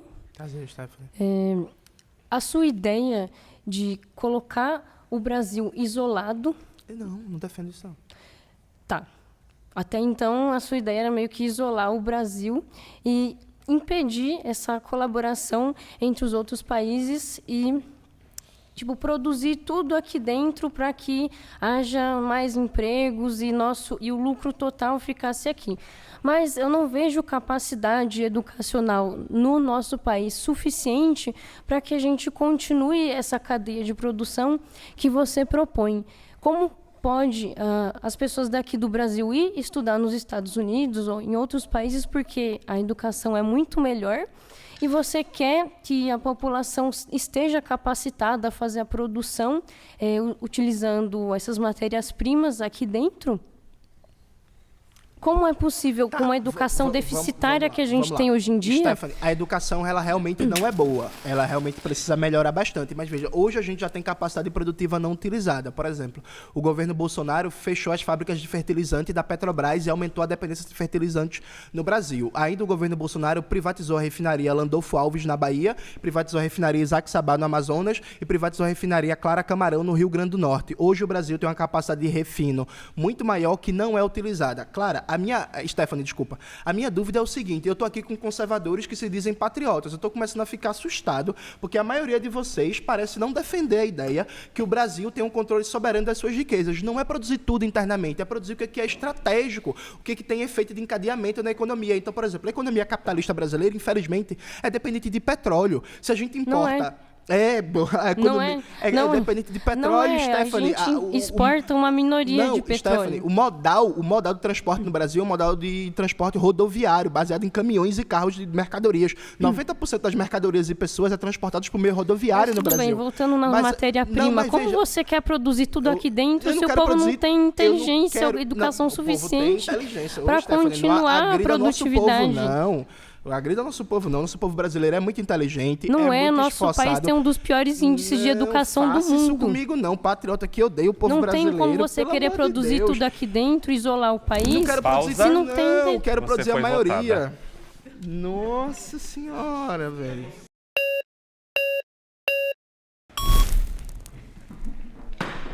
Roberto, não ataque o povo brasileiro, viu? Por favor. Bacana. Estamos falando então de soberania brasileira. Isso. Claro que nenhum patriota pode ser contra o seu país ser soberano. Tecnologicamente, produtivamente e financeiramente. Bem, agora quando nós falamos em soberania conquistada a partir da autossuficiência, nós temos que olhar os grandes modelos que conquistaram isso no mundo. E como eles chegaram até lá. Você falou, por exemplo, da política industrial chinesa. Ela só foi possível após um grande acúmulo de capital para investimentos e após uma abertura da China para o mundo, para esse comércio internacional que possibilitou um certo, não digo protecionismo, um desenvolvimento a partir dessas relações mais internas da sua indústria. Estamos falando do Brasil, por exemplo, é um país que está, sim, passando por um processo de desindustrialização há mais de 100 anos. Há mais de 30 anos. Há mais de 100 anos. Enfim, há mais de 100 anos ele está passando por um processo. E é importante, sim, a indústria, a autossuficiência. Porém, hoje, todos os países que conquistaram essa soberania, partindo de baixo, como no seu caso, que é subdesenvolvido, eles têm uma certa relação com os americanos, até tiveram uma certa proteção nesse sentido, mas principalmente o grande modelo de autossuficiência, de desenvolvimento e de soberania nacional chama-se Estados Unidos da América. E não foi construído por nenhuma proposta de esquerda que nunca levou a soberania nacional em lugar algum. Então, como nós vamos conquistar? Com uma proposta que você está colocando, que não deram certo em lugar nenhum e não chegaram nesse ponto. Roberto, veja, tem um famoso pernambucano nacionalista chamado Barbosa da Lima Sobrinho, né? Ele tem um livro chamado Estudos Nacionalistas. Ele analisa os Estados Unidos do pós-guerra civil até o pós-segunda guerra mundial. Ele mostra que os Estados Unidos era o país mais protecionista do mundo, o país que mais protegia seu mercado interno no mundo, o país que não deixava de jeito nenhum suas matérias-primas saírem de lá sem serem processados e o país que mais protegia seu desenvolvimento tecnológico. E veja, eu não tenho preconceito ideológico, não, viu? Se a ideia for boa, eu defendo a gente adotar. Por exemplo, a Índia é um país capitalista, concordamos com isso? A Índia é um país capitalista. A Índia é uma das indústrias farmacêuticas mais desenvolvidas do mundo, chamada de farmácia do terceiro mundo. A Índia tem uma política industrial de desenvolvimento do complexo econômico industrial da saúde, que, dentre outras coisas, na sua lei de patentes, ela protege a inovação nacional. Vamos adotar no Brasil. Eu estou fechado. A Finlândia também é um país capitalista, só que a Finlândia tem um modelo educacional muito interessante e muito importante. Vamos pegar a experiência, vamos adotar. Os Estados Unidos, se tu chegar lá nos Estados Unidos e dizer assim, ó, eu quero comprar uma montadora dos Estados Unidos, tu é um capitalista chinês, alemão, inglês, que quer comprar as empresas mais importantes dos Estados Unidos de tecnologia, automobilística e por aí vai, eles não deixam comprar as empresas mais importantes. Isso já não é verdade. Hoje o principal investimento fora dos Estados Unidos chama-se China. Não, então, mas veja, a China, ela hoje não nas empresas estratégicas. Inclusive estratégicas. Me dê um exemplo. Por exemplo, ela compra muito de tecnologia e roubou muita tecnologia americana. Me dê um exemplo de uma empresa estratégica dos Estados Unidos, a de maiores capitais, que foi comprada pela chinesa. Um exemplo. Eles compraram praticamente todo o setor de chips dos Estados Unidos, de produção. Isso é para satélite. É verdade. Não é verdade. Inclusive, hoje, eles exportam inflação para a América pra caramba através da compra de terra. Terra é mais importante do que isso. Isso não é verdade. Tanto é assim que você não conseguiu falar o nome de uma empresa. Para mim, a questão central é o seguinte. De setores. É muito chamativo que nesse bloco sobre soberania nacional brasileira foi o bloco que tem menos interesse. Não você, Roberto, não é seu caso, mas outros participantes que estiveram aqui basicamente debocharam. Você falou do protecionismo americano. A soberania nacional brasileira. Como esse protecionismo foi feito? Ele foi feito a partir de qual tipo de proposta? De proposta revolucionária, de proposta comunista ou de proposta de abertura a partir da livre iniciativa? Ele foi feito a partir de uma proposta, Roberto, capitalista. Claro que nos Estados Unidos isso foi feito a partir de um marco capitalista. A questão para mim, Roberto, é o seguinte: vamos pegar as melhores ideias e vamos ter como centro estratégico pensar a soberania nacional brasileira. Veja, eu esperava muito que a gente tivesse um debate produtivo aqui sobre soberania nacional brasileira. Então, o exemplo do petróleo, para mim, é muito ilustrativo. Veja, como é que em 2024 a maior pauta de exportação no Brasil foi petróleo bruto e depois a gente importou cerca de 30% do combustível que a gente consome no Brasil de gasolina e diesel e o povo pagando uma fortuna. Isso não deixa a maioria das pessoas revoltadas dizendo assim, o petróleo tem que ser nosso. Se a gente é autossuficiente em petróleo... O petróleo é nosso, teve lá grande... Tem que ser nosso, não tem não? Só que tem um problema, o grande propagandador de o petróleo é nosso, principalmente nos grandes meios de comunicação que tinha acesso, foi um escritor brasileiro chamado Monteiro Lobato. Conservador. E não teve problema. Só que todos os países que adotaram o modelo comunista para a proteção de petróleo falharam e hoje exportam mais, estão nesse modelo que você falou. Então, quero um modelo. Se o modelo comunista fracassou, qual o modelo? Marx fala que o capitalismo produzirá a sua própria superação. Então vocês sempre foram favoráveis a um desenvolvimento capitalista, mas só para fazer revolução, ou seja, no final não dá certo. E a América está aí de pé, com o modelo capitalista. A América está em crise, está passando por um brutal processo de desindustrialização. Mas, Roberto, para além de Marx e tal, vamos voltar aqui para o Brasil. A campanha Petróleo é Nosso... Você me parece um marxista-leninista. Não, perfeitamente. Mas a campanha Petróleo é Nosso, sim, uniu comunistas, uniu socialistas, uniu conservadores. E aí a proposta que eu estou fazendo para você, Roberto... Não uniu conservadores. A proposta... Um modo diferente de Roberto, a proposta que eu estou fazendo para você é um debate aqui sobre soberania nacional eu brasileira. Quero saber como chegar lá. E aí... Qual a sua proposta para chegar lá, sendo que o comunismo falhou e você é um comunista. Roberto, então, o comunismo não falhou. O que está falhando é o capitalismo que, dentre outras coisas, faz com que o Brasil que seja um país... O comunismo deu certo e conseguiu a sua soberania. Vários países. Por exemplo, o Brasil é um país que tem autossuficiência em petróleo e a gente está nessa situação. O Brasil é o país... eu quero ser um país comunista que chegou onde você está falando. Que é o maior produtor de café do mundo, e a gente está pagando R$40 no café, Roberto. Mas qual país comunista chegou com o modelo comunista na soberania? Eu fico meio triste que vocês são incapazes de debater o Brasil, ter propostas sobre o Brasil, debater a soberania nacional brasileira. É uma tristeza. É o falso patriota. Minha quarta afirmação é: privatizações pioram os serviços e aumentam as tarifas.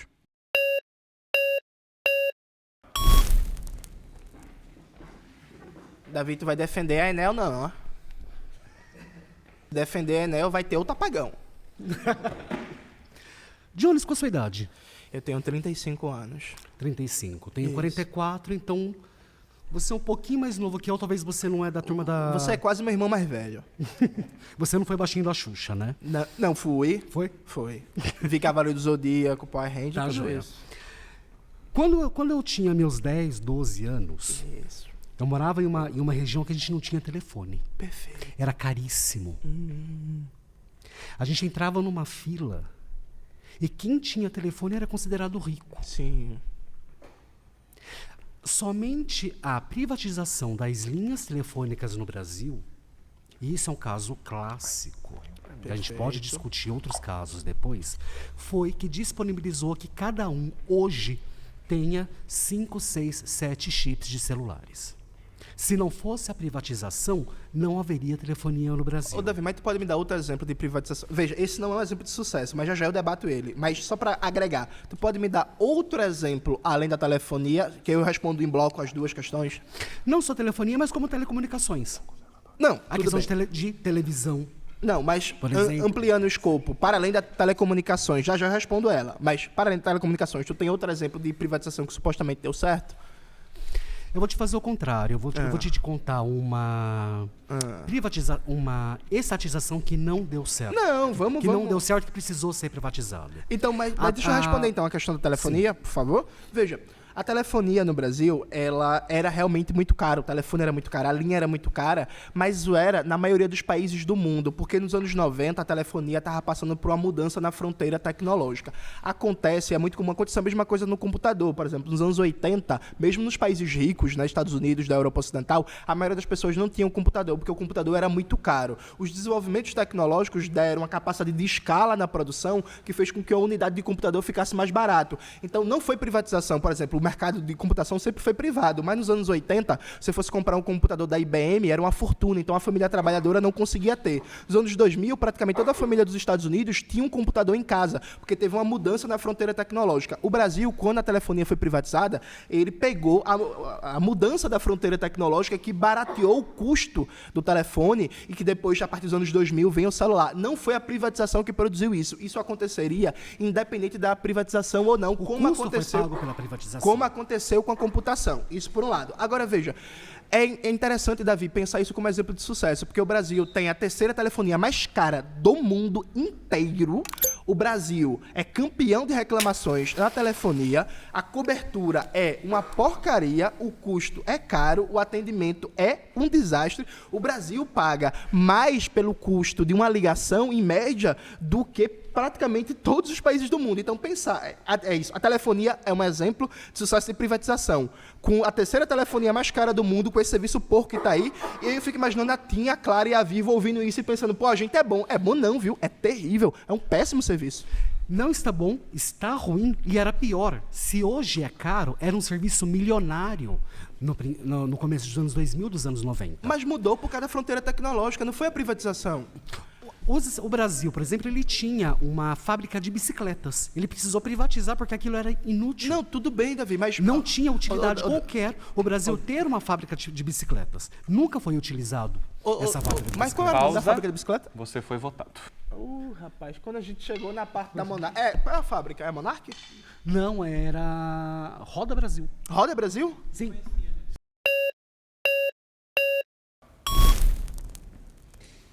Não vai falar do Maduro, não, né? Tu gosta do Maduro, né? Não, Vamos lá. pelo contrário. Existe esquerda no Brasil que não é petista. Mas vamos que de não privatização agora? Vamos lá. de privatização. Vai defender a Enel aqui em São Paulo? Não vou defender, não. Eu concordo. Mas tá privada, né? Eu concordo que a privatização no cenário brasileiro deixa a desejar. Por quê?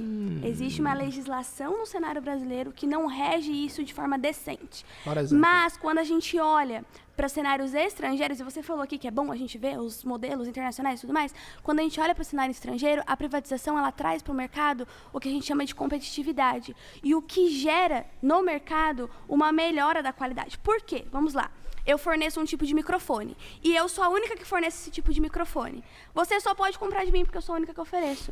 Mas ela começou a vender microfone também. Desculpa. Eu vou ser obrigada a melhorar o meu produto e a melhorar o meu preço se eu quiser me manter no mercado. Porque ela vai vir com uma proposta melhor. E isso funciona quando legalmente é regido de forma decente. Tá, vamos lá. A tendência internacional é reversão de privatizações. Aonde? No mundo inteiro, Que inclusive. Deixa eu lhe dar um exemplo. Vamos inclusive, a Inglaterra acabou de reestatizar o setor ferroviário deles, que foi símbolo do neoliberalismo das privatizações. A Inglaterra acabou de reestatizar o setor ferroviário. Na França, o regime de água e de saneamento foi privatizado e está sendo reestatizado. Nos Estados Unidos, ano passado, 322 empresas foram reestatizadas. A tendência nos países da OCDE é de reestatização. Isso por um lado. Por outro lado, veja, privatização tem setores que são monopolistas. Seu exemplo do microfone não é bom. Então, por exemplo, na energia elétrica, não tem como 10 empresas saírem concorrendo, colocando poste e fio por todo canto. E tá bom aqui, tá? Sendo estatal? Não,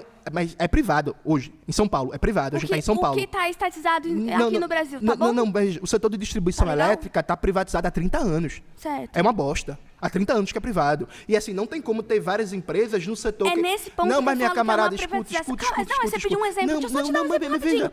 É nesse ponto que eu falo que a privatização no Brasil é feita de forma inadequada. Não, tudo bem. Porque é monopolizado. Mas não tem como ter Se a concorrência. gente coloca uma legislação que promove a Mas concorrência, não tem como ter isso concorrência melhora. em monopólio natural. Em monopólio natural, não tem como ter concorrência. Não tem como ter 10 metrôs diferentes. Cara, tu é muito trágico. Não é trágico, tu não acredita na mudança, é monopólio natural. Existe um conceito na economia. Que vida depressiva no Brasil é essa, existe cara? um conceito na economia chamado monopólio natural. O metrô é monopólio natural. Não tem como 10 empresas, cada um fazer seu buraco de metrô. É monopólio natural. Distribuição de energia elétrica é monopólio natural. Distribuição de água é monopólio natural. Não tem como ter 10 empresas, cada uma passando seu cano.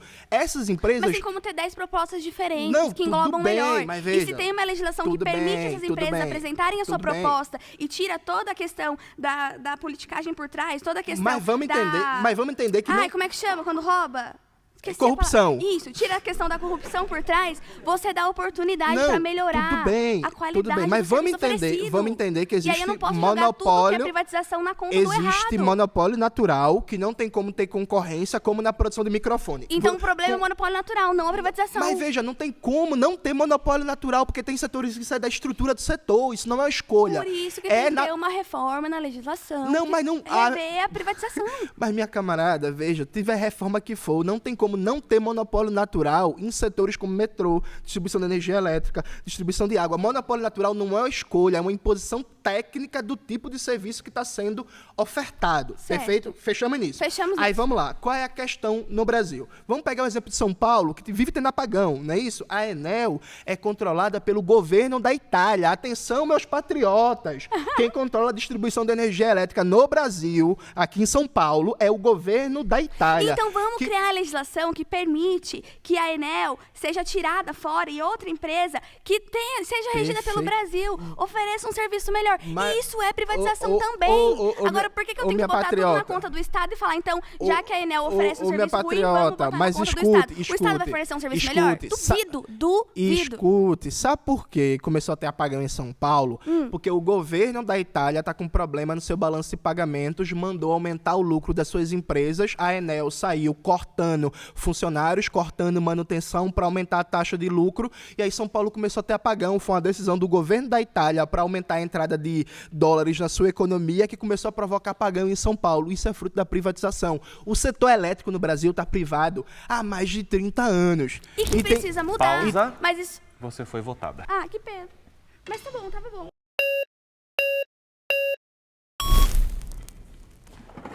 Essa questão que envolve a privatização, vamos lá, eu tenho alguns pontos que talvez divirjam um pouco da questão do que defende o conservadorismo ou a direita de uma forma geral.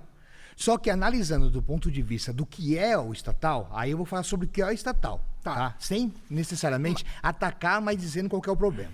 Eu fui funcionário do Correios durante 20 anos, concursado, Perfeito. certo? Era carteiro? Eu era carteiro, entregava a Sim. carta e etc e tal. Só que o que acontece, o problema, você falou sobre que a privatização, ela prejudica, ela diminui a questão de emprego, só que na empresa estatal Correios, o sistema de lá é CLT, não é sistema... Ele é concursado, mas é CLT. Sim. A questão de mandar ou não embora, se manda. E nos últimos anos, isso não aconteceu só no governo Bolsonaro, porque eu estive lá no governo Fernando Henrique, governo Dilma, governo Lula, e começou o problema no Correios com o governo Dilma. Você disse que não é petista, ótimo, mas é governo de esquerda.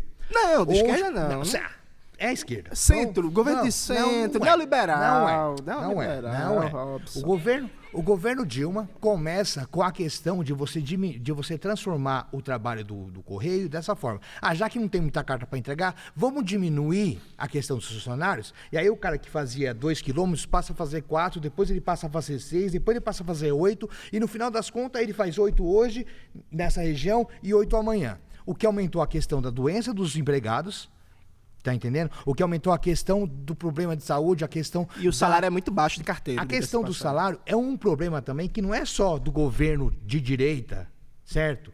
Começa com o Fernando Henrique, passa pelo Lula, prejudica-se um pouco mais, inclusive na greve da Dilma, em 2011, sim, que eu fiz 28 dias de greve. Eu estava na rua apoiando lá em Recife. E assim, eu sou favorável à greve sim, desde que seja por causas justas, tá? Perfeito. Então assim, o que acontece é que, quando acabou a greve, o que foi acertado com o sindicato, junto com o governo, foi uma proposta pior do que a primeira oferecida.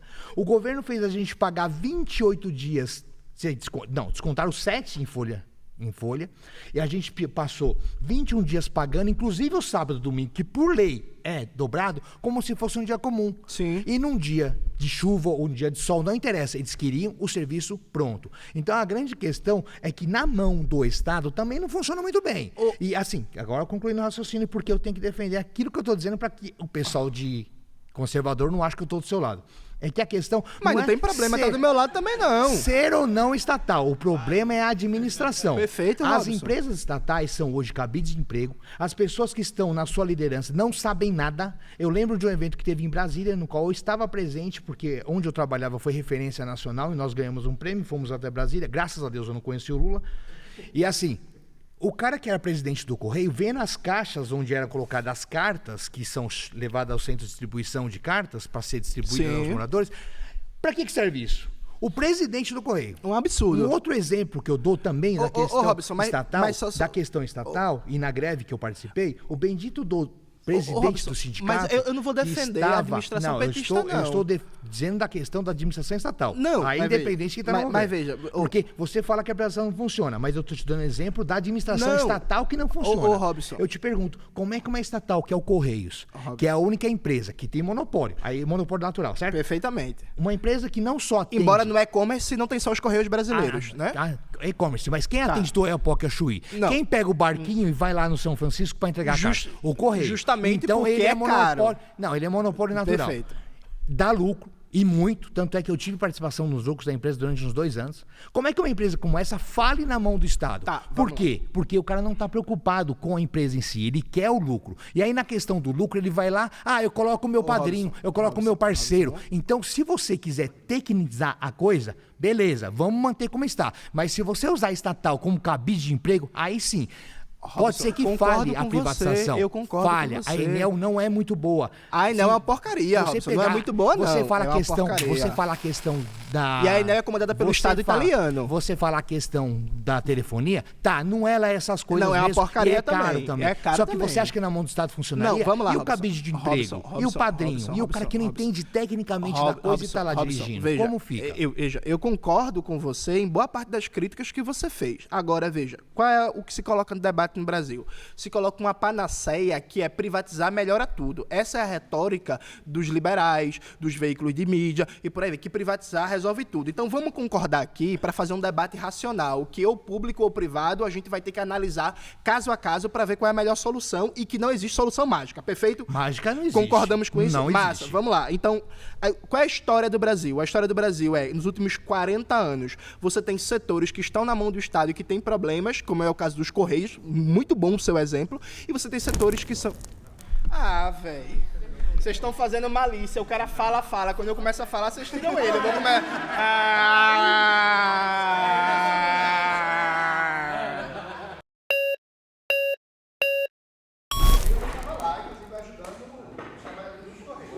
Bom, meu nome é Gabriel Piauí, eu sou professor, tenho 25 anos, sou professor e defensor das crianças. E eu vim aqui, na verdade, Mas defensor das crianças, sendo bolsonarista, o Bolsonaro não repassou o aumento da merenda? Olha, o tema não é esse. Não, então nós vamos mas defensor das crianças sendo bolsonarista. Veja bem. Sendo bolsonarista, Você vai deixar eu falar? Não, é porque eu sou contra a mentira. Você vai deixar eu falar? Bolsonarista, defensor das crianças. Você vai deixar eu falar? Não reajustou o valor da merenda? Não reajustou o valor da merenda? Escuta o que eu vou falar sobre a privatização. Não deu repasse para as creches? Esse Como é que bolsonarista é a favor das crianças? Representação da pior... Como é que bolsonarista é a favor das crianças? Vocês estão vendo? Ele percebeu que ele vai se enrolar, porque ele entendeu quem eu sou. Ele me entendeu que eu sou. Bolsonaristazinho. Fala sozinho. É bolsonaristazinho, é? E aí? E o mito vai ser preso quando? Fala sozinho. E aí? Vai deixar eu falar? O mito vai ser preso quando? Vai ser preso quando? Você defende golpe de Estado? Você defende golpe de Estado? Privatização é o assunto? Você defende golpe de Estado? Estou desmascarando este comunista. Ele representa a pior espécie da nossa humanidade. Comunista mesmo, que defende a classe vamos fazer o seguinte, galera. Levanta as bandeiras vermelhas. Me tirem porque ele está tremendo de medo. Por favor. É contra esse projeto. Entreguista. Pausa. Entreguista.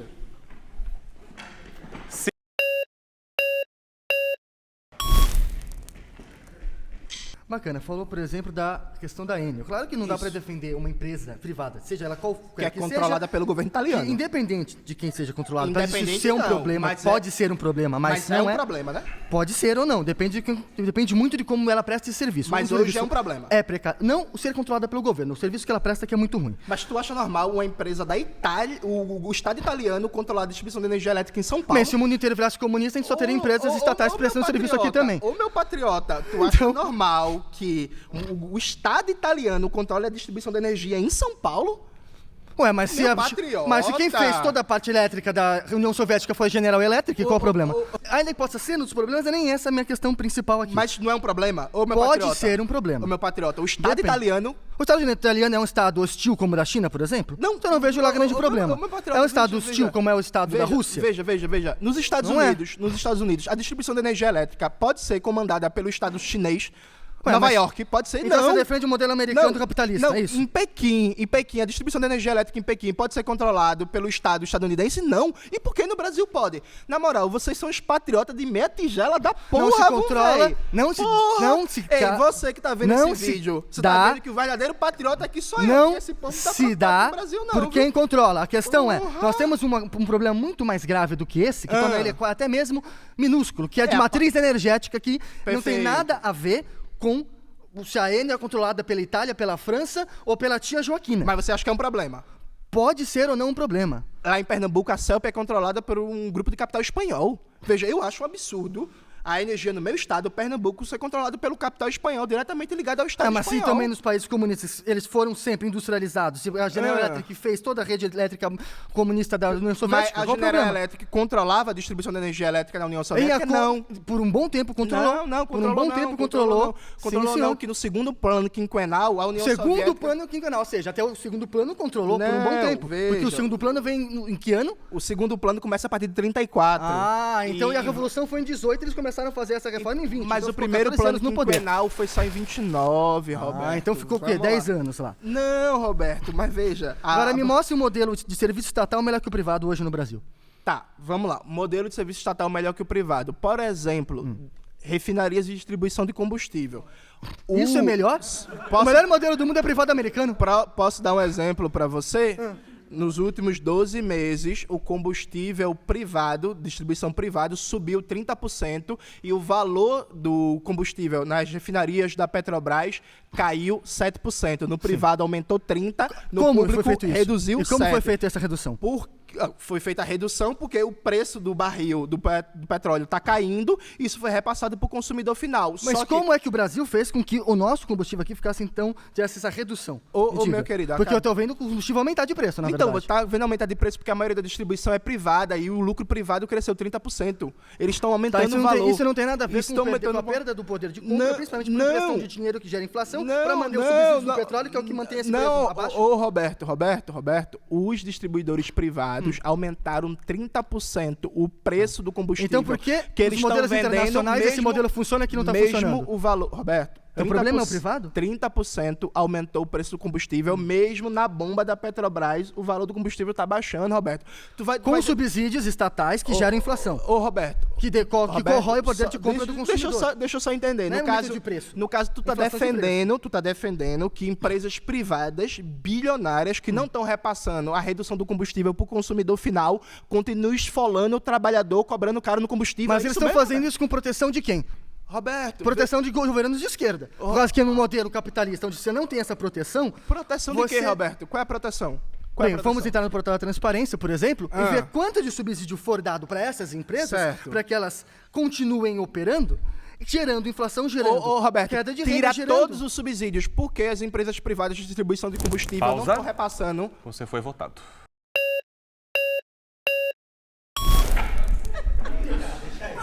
Ela não foi ainda, viu? Tudo bom, prazer. Raquel, prazer. Prazer, Tudo bem? Raquel. Então, eu queria manter, né, a afirmação que a Perfeito. privatização ela realmente é melhor para o país, porque ela traz livre concorrência, mercado livre. Quanto mais você tem privatização, mais você tem economia. Tá. A minha conta caiu drasticamente de luz. Perfeito. Então, isso é um fato. Eu poderia ter trazido a conta aqui para provar. Uma outra coisa que eu queria afirmar, por exemplo, você disse que a energia elétrica ela é um monopólio. Então, por exemplo, se a gente coloca hoje as empresas que estão fazendo energia solar e fazendo com que as pessoas não só não paguem a conta, como também possam ter lucros e disponibilizar energia para a rede. Isso abre possibilidades de trabalho, economia, uma energia limpa, sustentável. Seria ótimo, né? E não depende de governo, o governo é corrupto, entendeu? Então, mas, Raquel, veja, isso é caro para a maioria das pessoas. Se a gente quer generalizar isso, a gente precisa de uma política governamental para garantir... Mas sempre vai ter corrupção. Não, tudo bem, a gente combate a corrupção, sabe? Isso não é a questão. Quinta afirmação. Não existe, entre aspas, doutrinação marxista nas escolas brasileiras.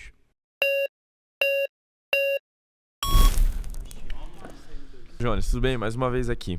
Tu tá em que ano, já sabe? Segundo ano do ensino médio, escola pública estadual. Boa. Aqui em São Paulo. Aqui em São Paulo. Perfeito. Quando você fala que não existe doutrinação marxista nas escolas, você olha pra minha cara e você fala que eu não existo. Porque eu digo na sua frente o que eu passei, o que eu passo todo dia na pele, que é a doutrinação marxista. Por exemplo?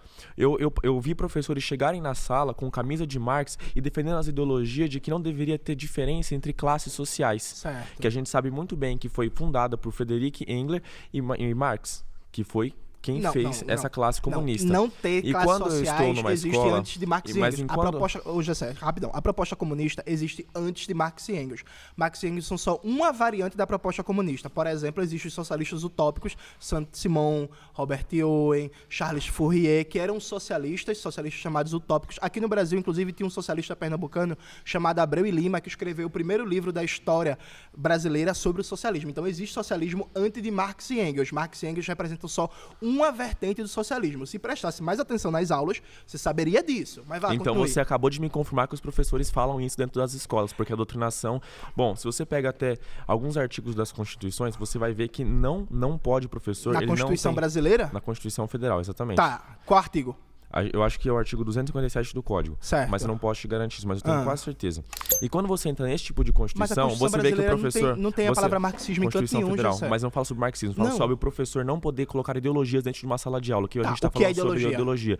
Ideologia é quando o professor ele impõe algo dentro da sala de aula no qual não está no MEC. Mas, eu já sei, então veja, tá no conteúdo curricular programático, né, do ensino brasileiro, falar sobre Revolução Industrial, sobre movimento operário. Ok, mas o que isso tem a ver com marxismo? Não, mas calma lá. Sobre movimento operário, movimento operário tem a ver com marxismo. Então, só para eu entender. Então, você quer que o professor não fale eu quero que ele não fale sobre marxismo, concordo. Não fale sobre marxismo, não então quero. O aluno não vai aprender que cara, deixa eu te no falar uma século coisa. XIX... É muito diferente. Rapidão. Não, eu vou ser rapidão. Peraí. Aí o aluno não vai aprender o que defendeu Marx e Engels. Então, por exemplo, na disciplina de Sociologia, os pais da Sociologia é Max Weber, Karl Marx e Emile Durkheim. Aí o aluno não vai aprender a Sociologia de Karl Marx para discordar. Você foi votado. Pô, Jessé, tem que estudar, Jessé, pelo amor de Deus, porra. Epa! Calma, Leonel Messi! Então, eu acredito que essa afirmação está incorreta, porque eu estudei sempre na escola pública de que o marxismo... Não existe a doutrinação marxista. Tá. Existe sim, até porque acho que existem exemplos claros aqui, né? Quem estudou em escola pública do governo sabe que temas como ideologia de gênero, temas como... Mas o que é ideologia de gênero, Kaique? O que é ideologia de gênero? Bom, a ideologia de gênero... Tá aí, você me pegou, né? A ideologia de gênero... Pausa. Que puta, mano, aí você me pegou.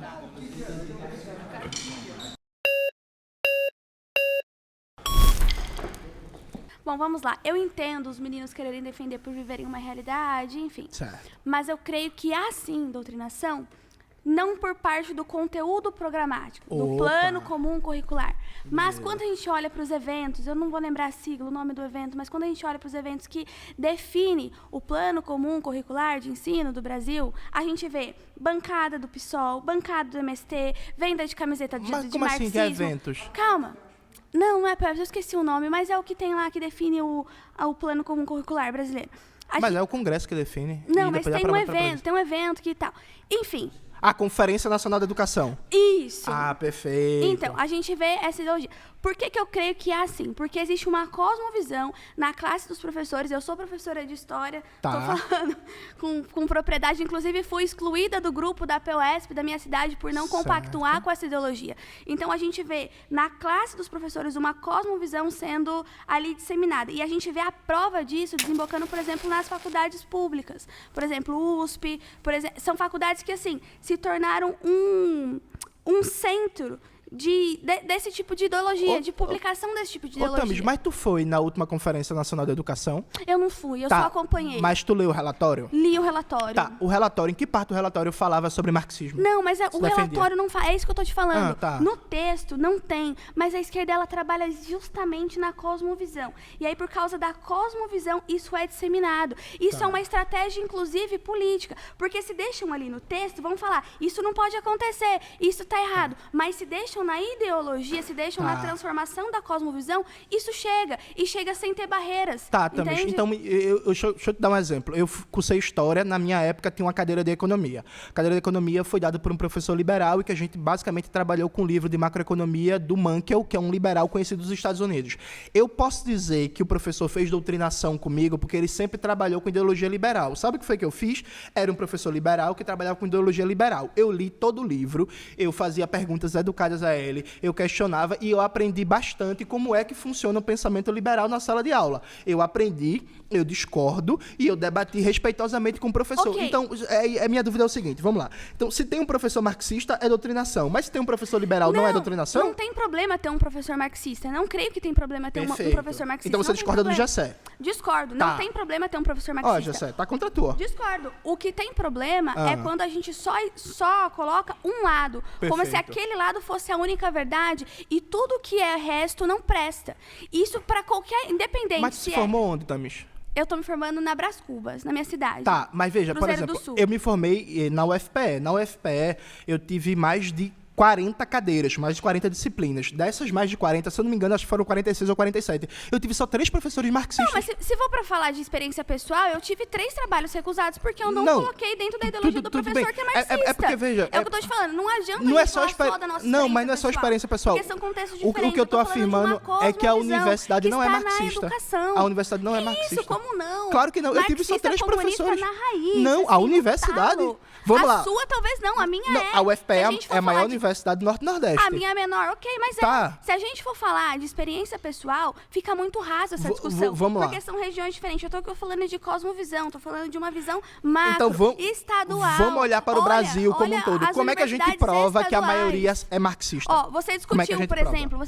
exemplo, com o Wilker Leão. O senhor debateu com ele. Isso, você viu a massa que ele levou, né? Vi, o Wilker se apanhou, viu? É, o Wilker é ruim. Ó, o Mas, Wilker, enfim. ela tá contra tu, viu, Não, Wilker? não tô não, mas você apanhou o Wilker. Enfim. Mas como é que a gente prova que a universidade é marxista? Um critério É o que objetivo. eu tô te dizendo. Tá. Não tem como provar na letra. E vocês pegam isso. Tem que provar lá, porque não tá no plano Mas se não tem como curricular. provar, é fé? Mas, por exemplo, calma, não é fé, é cosmovisão, é vivência. A gente não vê cultura. Mas a minha vivência só tive 3 A gente professores não vê marxistas. cultura só pelas letras. A Tá. gente vê cultura pela prática social. A gente não pode colocar vivência só sobre a sua ótica, ou só sobre a ótica do Gessé, ou só sobre a minha ótica. A gente tem que ver isso no sentido macro. E no sentido macro, você vai me dizer que USP, por exemplo, ou a grande maioria das faculdades públicas, elas são mais de direita ou mais de esquerda? Elas são Mais de direita. Que isso, cara? Ô, Thamis, Thamis, Que vamos, mundo você vive, vamos velho? estabelecer um critério Utopia aqui. Vamos lá. O cidadão brasileiro que tá assistindo a gente, ele quer uma prova que a universidade é a maioria de esquerda. Visita a USP, a visita partir a de USP, que olha pra qualquer parede da USP Perfeito. que você vai ter a prova que a faculdade... Não Pronto. precisa ser USP, não. Qualquer faculdade de Então- esquerda. então, assim- Qualquer faculdade de pública, visite, que você vai Pronto, ver que é a vamos faculdade lá. de esquerda. Então, uma pessoa, se ela for na Poli, da USP, das engenharias,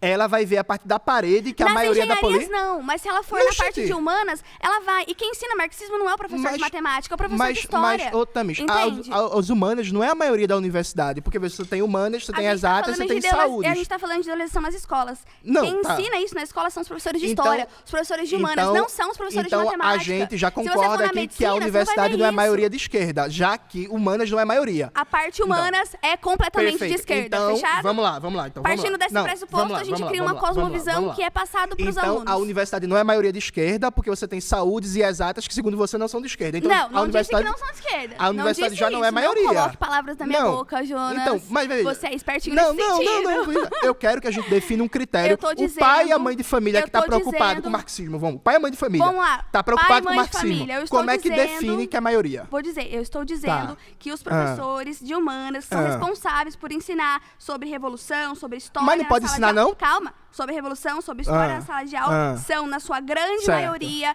militantes. Eu não tenho problema Militante? nenhum. Militantes. Não tem problema nenhum do eu só professor tive ser dois esquerda. professores Ele militantes. pode ser esquerda, Só ele tive pode dois ser professores direita, militantes. ele pode ser gay, ele pode ser o que ele quiser. Tá. O que ele não pode ser Certo. dentro da sala de aula é militante. Tá, eu só- Porque a escola não é lugar de Não, então, militância. mas- Escola é lugar de Mas, entendimento. veja, o que é militar dentro da sala de aula? É quando você diz que isso Ah. aqui tá certo e isso aqui tá errado. Tá, mas veja- Quando você diz que só isso aqui funciona e Tá, isso aqui não funciona. tá. Quando você coloca, por exemplo, Bolsonaro como genocida e Lula como salvador da pátria. Quando você coloca, Mas por Bolsonaro exemplo, é genocida Stalin- e Lula não é salvador da pátria. Quando você coloca, por exemplo, Stalin como um herói nacional e coloca na mesma peneira Bolsonaro como genocida, sendo que Stalin matou muito mais que Bolsonaro. Perfeito. Isso é militância e isso acontece dentro da sala de aula. Está dentro dos livros de história? Na grande maioria não. Por quê? Porque vocês são ótimos em passar a cosmovisão sem deixar provas. Então, porque se deixa prova, a gente barra. Deixa eu tirar uma dúvida contigo. Então, por exemplo, se eu falo uma dúvida, se eu faço uma afirmação historiográfica, em 1964 a gente teve um golpe militar contra um governo constitucional, o governo do João Goulart. Isso é uma afirmação, a partir de uma premissa histórica, e foi um golpe militar. Isso é ideologia ou é militância? Não, isso é a história. Você está ensinando a história. Isso você concorda com isso. Beleza. Aí se eu chego assim e digo, quem mais matou no século XX foi as experiências colonialistas, né, que foram responsáveis pelas maiores tragédias que a gente teve. Aí eu dou o exemplo... Pausa. Você foi votada. Ai, tava ficando bom. Tava ficando bom.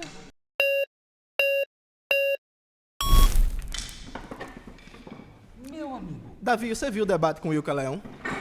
Assisti. O que é que você achou? Fale ali pro Wilker o que é que você achou. Essa câmera aqui. Eu vou falar na hora do almoço pra você, a gente tem que conversa. Eu acho que ele fez vocês passarem vergonha, viu? Eu sou de história também, já fui professor há 20 anos atrás. Perfeito. Hoje não estou na sala de aula, hoje eu estou fora da sala de aula. Se formou onde, por curiosidade, Davi? Eu fiz na UNG, Universidade de Guarulhos. Perfeito. É municipal ou é privada? É privada. Privada, sim. Tu teve professor comunista? Tive. Teve quantos no total? A grande maioria. A grande maioria no total de quanto?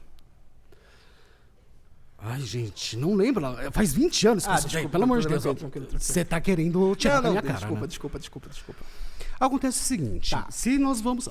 eu ainda tenho contato com o mundo acadêmico, ainda frequento a universidade por algumas questões.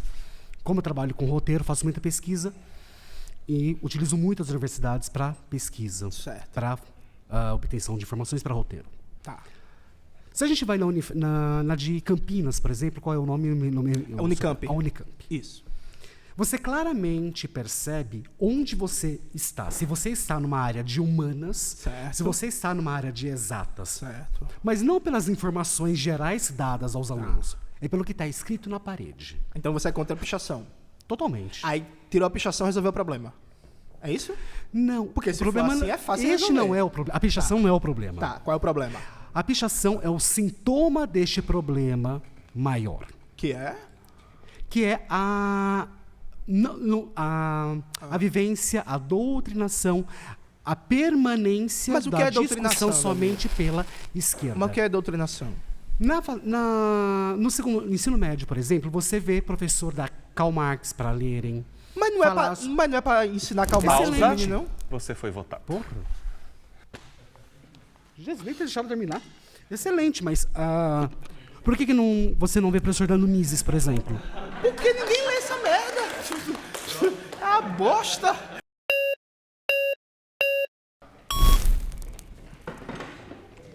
Oi, eu sou o Gabriel Piauí, tenho 25 anos, sou professor e defensor das crianças. O que ele está falando aqui, basicamente, é que não existe doutrinação. O que é doutrinação, e Gabriel? a palavra doutrinação Gabriel, o não que é se doutrinação? encaixa ao que acontece Gabriel, no Brasil. Gabriel, tu não quer O um que diálogo, acontece não é? no Brasil Gabriel, se tu não quer um é diálogo, eu vou ficar sufocamento, interrompendo. Gabriel, o que é doutrinação? sufocamento. Gabriel, o que é doutrinação? O que é doutrinação? Vamos lá, responda o que é doutrinação. Filosoficamente, doutrinação seria como pegar uma criança, um adolescente, um jovem, colocar ajoelhado no milho e dizer: ei, repita Karl Marx 1000 vezes. E isso de fato não acontece. Filosoficamente é isso, doutrinação? Isso não acontece. Filosoficamente Só que o que acontece? Gabriel, filosoficamente doutrinação o que acontece é que Gabriel, filosoficamente doutrinação é isso? Que mas a direita não fala. A direita não Gabriel, tem voz. Gabriel, e qualquer o que é voz doutrinação? forte da direita que Gabriel, se impõe, o que é doutrinação, Gabriel? Gabriel, o que é doutrinação, o que este homem Gabriel? está tentando fazer Gabriel, o que é doutrinação, manipular as informações, tal como a esquerda faz nas escolas, Gabriel, nas explica universidades. o que é doutrinação. Então Gabriel, esse aqui é o exemplo o que é básico, doutrinação, tá? Gabriel? Eu estou Gabriel, aqui tentando explica representar o que é meu ideal. doutrinação. Ele sabe quem eu sou, bolsonarista. ele sabe o que eu represento, o que é doutrinação. e ele está tentando me calar. Gabriel, Você explica entende? o que é doutrinação. Na prática, Gabriel, nós estamos vendo explica o que que é esses doutrinação. vermes travestidos de professores, travestidos de Pausa. educadores. Você foi votado. Isso é fácil, né? Explica o que é doutrinação, Gabriel. Explica o que é doutrinação. Isso é fácil. Gabriel. Só dá pra conversar com gente igual você de um jeito. A porrada. É mesmo, Gabriel? É mesmo, Gabriel? Vem, Gabriel. Vem, Gabriel. Vamos marcar uma luta em novembro? Vai, Gabriel, senta aí. Vai, cabaço donzelo do caralho. Vai. Pode tudo.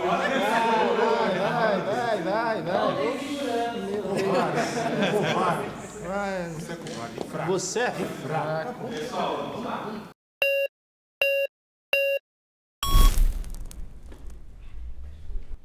Então, eu vim aqui para falar que você é um comunista hipócrita. Prefeito. O que é doutrinação? Perfeito, não prefeito, por favor. Não, perfeito. O que é doutrinação? Doutrinação? Olha, eu vou na linha de raciocínio do Olavo. Perfeito, Olavo de Carvalho. Doutrinação...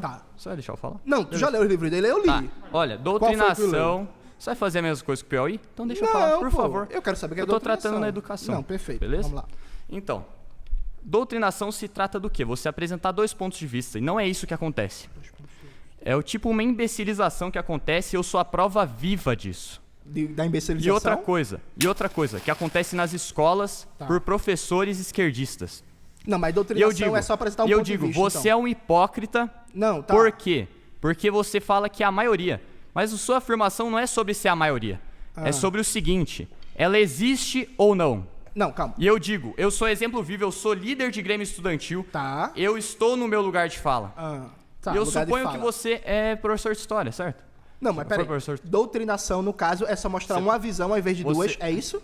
Não, eu falei que apresentar 2 visões, isso não acontece. Por exemplo, eu nunca tive aula de Mises, eu nunca tive aula de Hayek, e eu vivo mas dia tu teve após aula dia... de Adam Smith. Vivo dia após dia tendo aula de escola de Frankfurt, Karl Marx, Antônio Gramsci e tudo. Tu tem escola de Frankfurt no ensino médio? Eu tô no 3º ano e eu provo. Mesmo? Você quer a aula? Quero. Você quer o PowerPoint? Quero. Beleza, então a gente tu tem vai aula lá de gravar. Adorno, a gente... Horkheimer, Marcuse no ensino médio. Ó, vocês estão vendo. Eu vou gravar. Por quê? Porque eu vou mostrar pra você o PDF e eu vou te provar. Perfeito. Mas você e teve é por isso que eu falo, você é um comunista hipócrita. Também acho. Você é hipócrita. Não tive. Nunca tive porque existe uma imbecilização. Não existe. Eu te mostro, eu vou mostrar o meu PDF, eu mostro o meu PowerPoint criado pelo Estado. Liberalismo tá no programa da Base Nacional Curricular Comum. Deveria ter. Eu concordo com você. John Locke, Adam Smith, David Ricardo, Thomas Hobbes, tudo isso tá no programa do ensino médio. Deveria ter. Tá no programa, tá no livro didático. Deveria ter e não tem. Pega seu livro didático. Eu vou te mostrar. Veja. Vocês estão vendo. Peça uma foto. Eu vou mostrar pra ele a minha aula que eu tenho de História, Filosofia e Sociedade. Eu quero ver a foto do livro didático. Eu vou te mostrar. Eu quero ver não a foto tem do nem livro didático. Não tem livro pra didático? Começar. Eu vou te mostrar a aula, o PDF, o PowerPoint, escola estadual. A escola estadual, o Tarcísio, não deu livro didático ainda não? Não, mas a gente tá falando... O Tarcísio de Freitas... Peraí. O Tarcísio de Freitas não deu livro didático, a gente tá no meio do ano. Pausa, você foi votado. Porra, Tarcísio. Porra, Tarcísio. É digital, acabou com o livro didático, esse governo de direita é uma merda.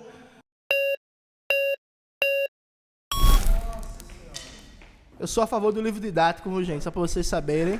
Tem que distribuir livro didático pras crianças. Não tem, Robson? Livro didático? Concordo com o livro didático. Perfeito. Então a gente é contra Tarcísio. Nesse ponto. Eu disse isso? Não, nesse ponto, do livro didático. Eu disse isso? Não, mas você é a favor do livro didático. Eu disse. Não, mas você que é a favor do livro didático. E o Tarcísio acabou com o livro didático. Eu quero saber o que eu disse. Não, tudo bem. A afirmativa é sua. O livro didático. Nós vamos falar sobre a questão A gente é a favor do livro didático?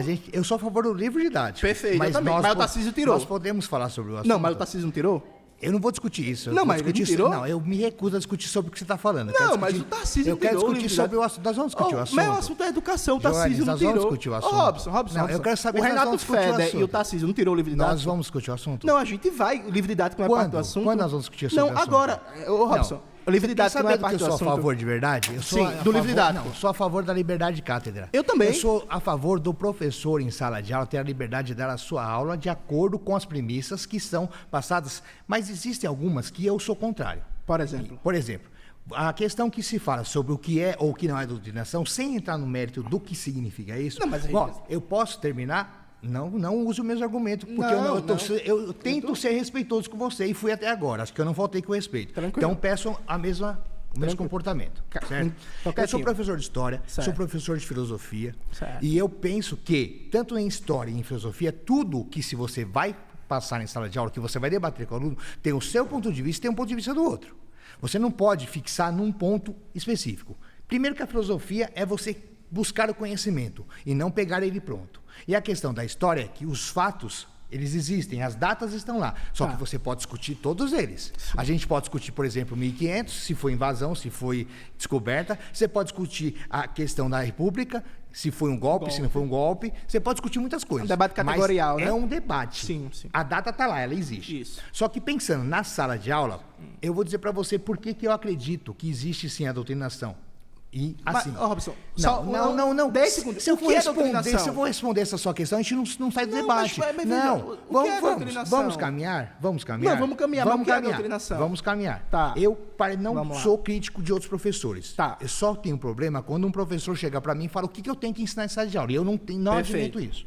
Perfeito. Eu ouço professores que entram em sala de aula e eles colocam dessa forma. Olha, o comunismo ou o partido tal, que sempre está ligado a uma área de esquerda, é o melhor para o país, porque ele pensa no trabalhador, ele pensa nas pessoas pobres. Isso é uma forma dele colocar o ponto de vista dele como sendo ao certo. Militância partidária, eu também sou contra. Então é uma forma de doutrinação. Mas e outra coisa. Mas o que é doutrinação? Militância partidária eu sou contra. Se eu responder essa pergunta, são 33 segundos, vai acabar meu tempo. Questão, veja, existe doutrinação mas a doutrinação ela existe porque a pessoa coloca o ponto de vista dela como sendo único. Tá, então único e verdadeiro. Tá. Calma, deixa eu continuar. Mas aí, qual é a diferença entre uma afirmação e dizer assim, meu ponto de vista é esse, mas existe outro? Isso é doutrinação? O problema é que na hora da avaliação, e eu tenho prova no sentido de que eu teria que trazer um aluno para provar, mas eu tenho contato com um aluno que foi meu aluno no ano passado. Ele, inclusive, eu digo para as pessoas que ele é muito mais inteligente do que eu, que ele fez um trabalho, infelizmente, né? Com 27 bandeiras é a Thames.